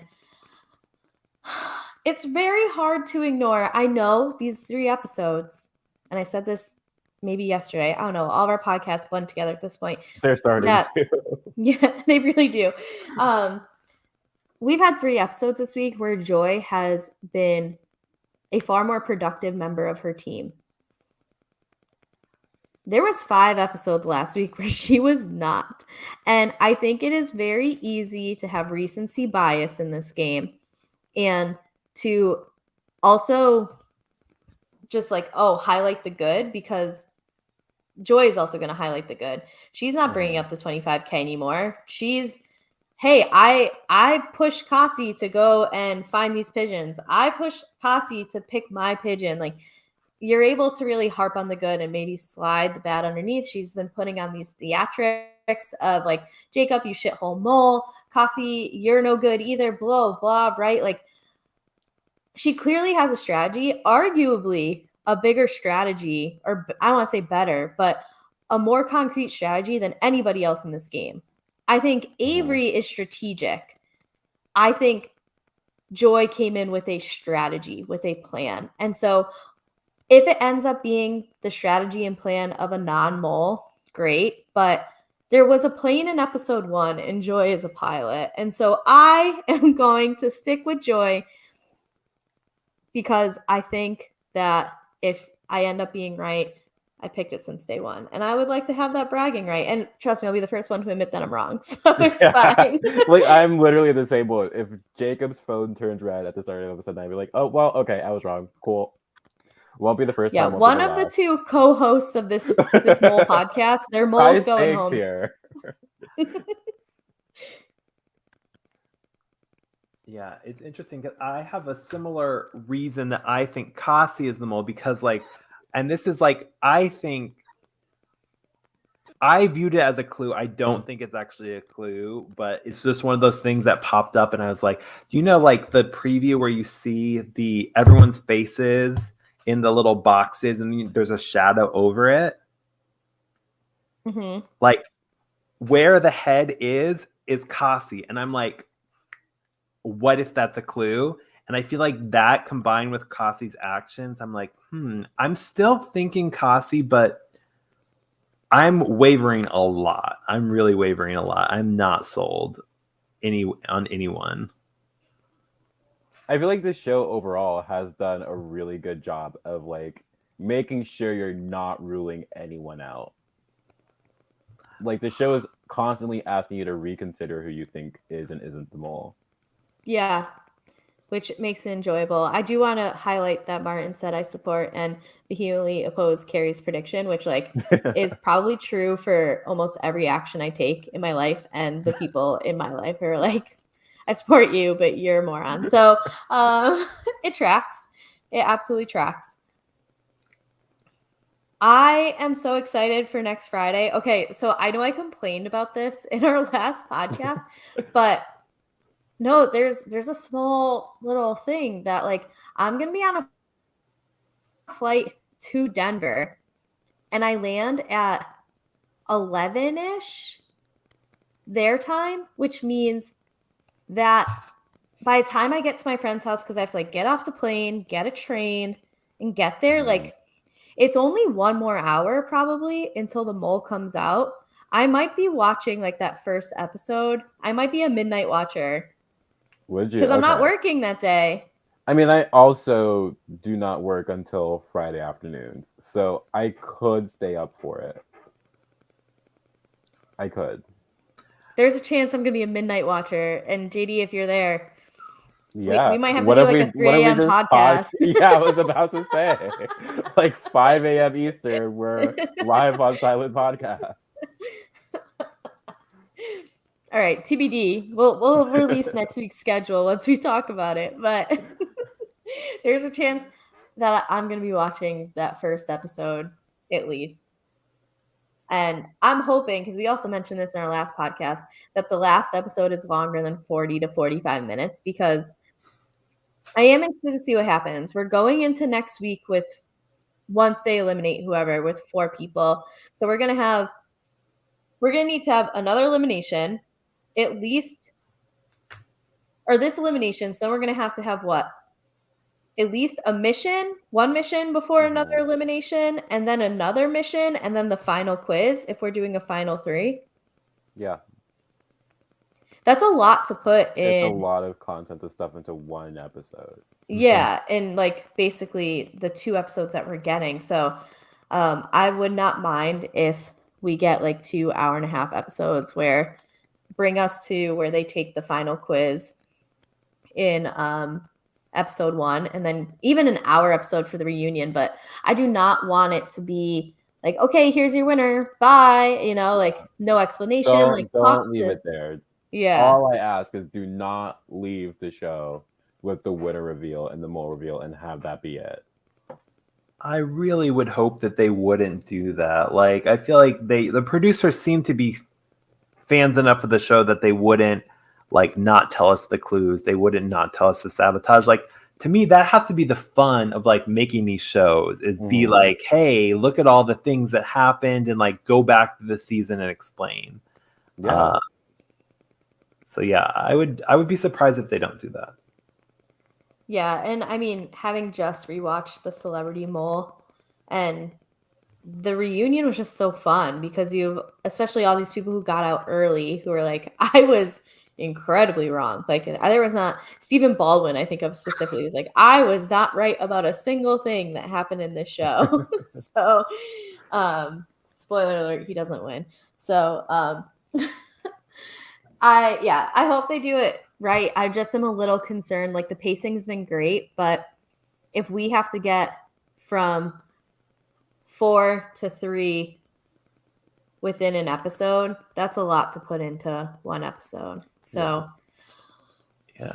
yeah, I wish. That's why I almost thought that they would be doing 2 eliminations this episode. Yeah, I wish that this episode, I've had a lot of fun. I wish that there was a little bit more. I thought this challenge was amazing. It was one of my favorites this season, but I do wish that there was a little bit more content in terms of like gameplay for this episode. Like, I was kind of surprised when there's 10 minutes left. I'm like, are they going to have another game at least? Or I thought they were going to do something else, but then I feel like, you know, not saying, I know like traditionally they used to do like 2 or 3 challenges an episode. I've actually kind of liked them condensing and focusing a little bit more on the challenges and not doing quite as many. Yeah. But I do think that like take that full 45 minutes, take that full 50 minutes, or like just make it a little bit longer. I would really appreciate that. I agree. Absolutely. Is there anything else we need to say about episode 8, or even just the episodes that dropped this week, especially Nate, since you got to come in only for episode 8, where JD and I have talked about all 3 of them in the last like 24-ish hours. So I think the past 3 episodes really made me rethink a lot of things. Like, the first few episodes, definitely the first 5 episodes, I was like, Jacob was my number 1 suspect, and then I think Kasi second. I think the last few episodes have made me like, not saying Jacob hasn't been suspicious, but I've been a little bit less suspicious of Jacob, just because it seems like at least Casey and possibly even Greg are voting for Jacob a little bit. Now that could all be editing, but it's just been a really fun ride. It's been better than I could even imagine, and really, in a way, I think reinvented the mole for streaming in a way that's been, I think, really palatable for wider audiences. I hope. I agree with that.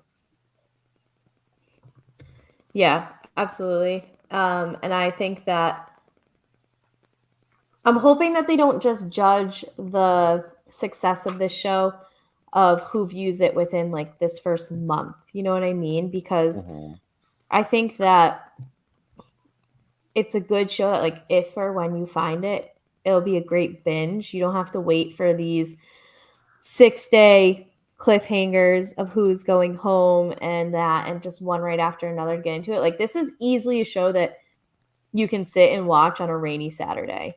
You're like, oh, I watched the whole season of The Mole on this Saturday when it was pouring out. And I think you quickly make a fan out of someone, because if they make it through I've had one friend be like, I don't really think this is that great, but they also didn't really like understand it. And that is something that's come up a couple of times, and people I've talked to, that there's new viewers who are like, but like, can the mole win? What if the mole goes home? Like, no, the mole can't go home. Like, the mole just takes the quiz for funsies. Like, it doesn't matter. They're not going to send the mole home, because then and they're like, oh, okay. And like, so the mole can't win the money. No, they're just like going to get a bigger check for being on the show than the rest of the contestants. Like, I don't think they did the greatest job explaining that at the beginning, but as you get a couple episodes in, it becomes a little bit more easy to like clear. Figure it out. Yeah, that this is what's happening.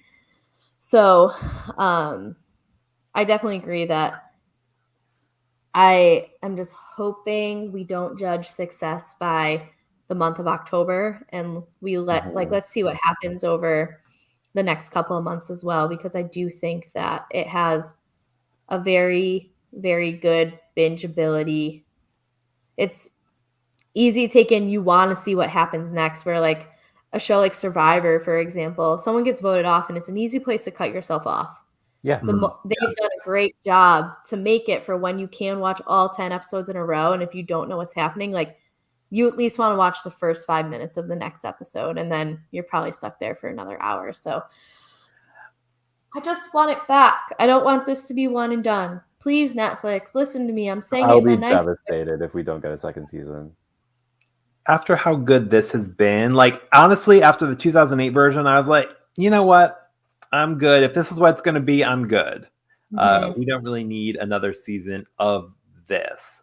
But with this version, I agree. I'm going to be much more devastated, because it has been so awesome. I want to see more mole content like this. Yeah. All right. Well, speaking of content, hey, Nate, we always end this with asking what you do on the internet. So do you have anything you want to plug for the people? What I do on the internet? Anything you want people to see? Are you interesting on like Twitter, TikTok? Honestly, I really am not a huge social media person. Like, you're not going to find anything interesting that I'm posting besides like pictures of plants and fall leaves and things like that. So there's plant nerds out there. There's a market for that. I really am fine with staying off of social media, honestly.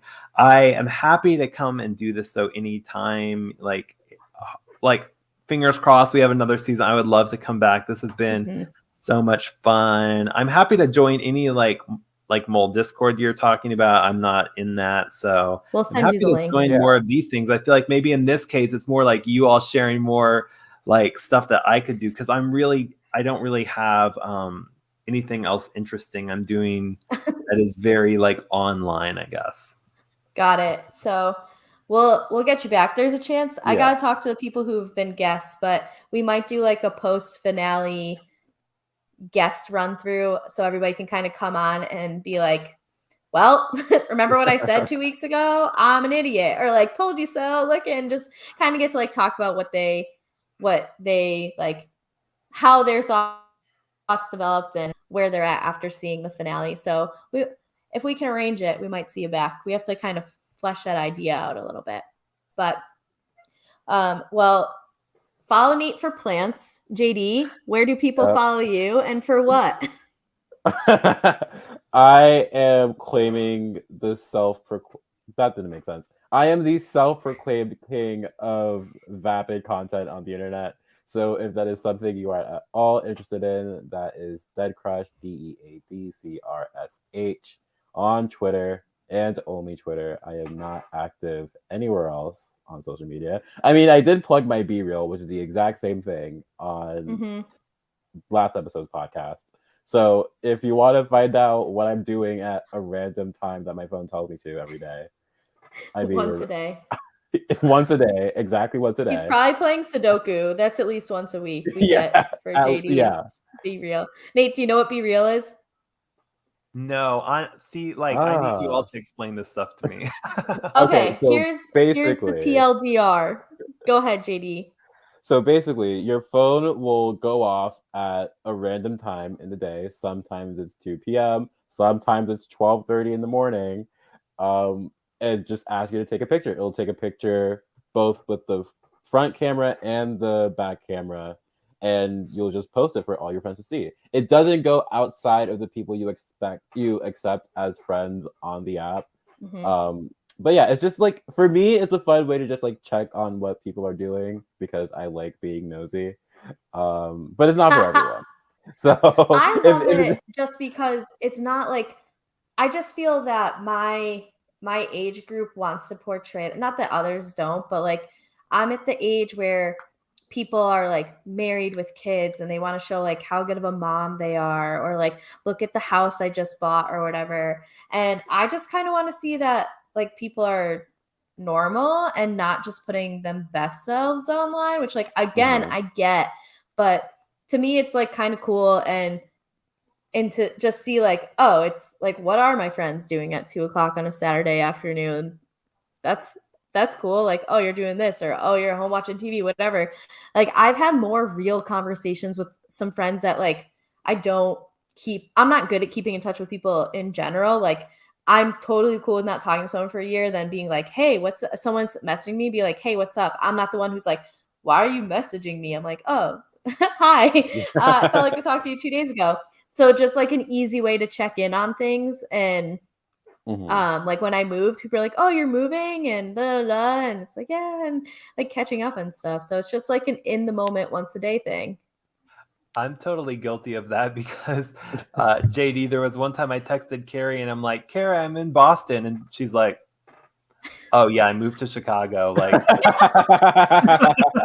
I was like, that's cool. I'm in a different time zone. So yes, I'm a big advocate for Be Real. I enjoy it. And I like that when my friends are on it too, because then I can see what they're up to. Yeah. So you can follow me, KGD26, on Be Real, or any other social media platform. I use Twitter usually to complain about things or make fun of things, usually myself. So come in for that great content. But you can get me on Instagram, Venmo, whatever, KGD26. But in terms of silent podcasts, we have our first episode of TJ Hates Quitters for the Challenge podcast being recorded bright and early tomorrow morning. So we'll talk about the first episode of season 38. Katie and I will also be covering this last week in Real Housewives and just Bravo. BravoCon itself might actually have to be a whole other podcast because we are getting some info from the internet, from some inside sources, just overall, like, there's a lot going down at BravoCon. Some things we're hearing are true, some things we're hearing are false. But if you're into that type of stuff, like, we might have to do a whole separate podcast. But so catch us on the Cool Water Show talking about Real Housewives. And then JD and I will be back next week to talk about the finale. And I can't believe it's just been already. Jesus Christ. Yeah. Such a fast like podcasting venture of this show.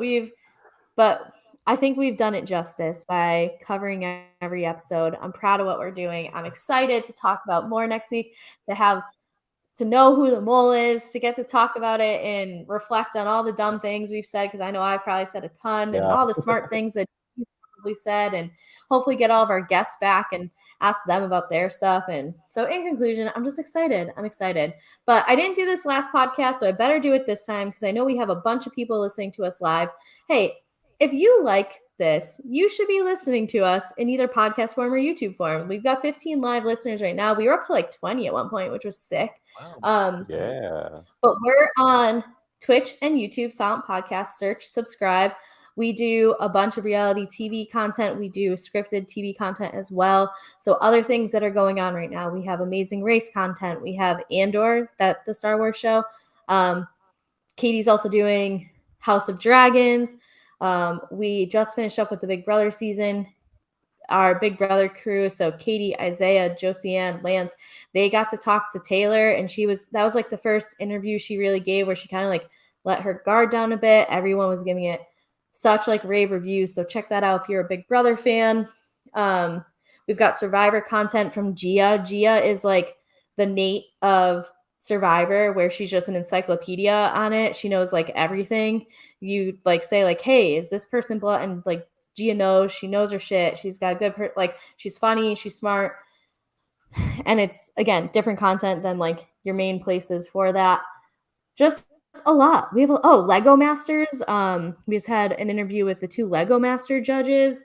Just a ton of things. So definitely subscribe. Follow us on Twitter at silent_podcast, and then listen to us in podcast form if you prefer that medium, which like I think the YouTube is better just because I think you miss out on facial expressions when with this podcast, and we like love engaging with the people who are here listening to us live, so you get to see those comments pulled up on the screen and everything. So, but listen, if you're a podcast listener, that's totally fine. I support that.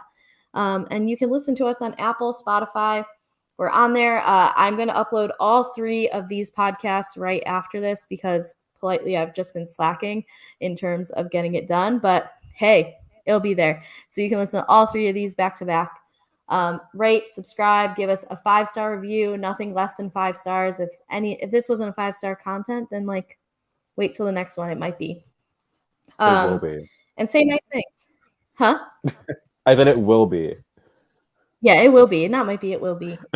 Listen, Martin, we're not knocking podcasts. I'm not. I think that it's fun to be live in the show with it and get to contribute because we appreciate the contribution as well. Like Nate was cracking us up in the comments yesterday. Yeah. We love seeing what you guys say. So that's why I'm a little bit biased to the YouTube platform of this. But in conclusion, we really appreciate you listening and consuming all the hours of content we've put out this week and last week. And we're excited to come back for you next week. So until then, enjoy your week. And thanks for listening. Bye. Bye.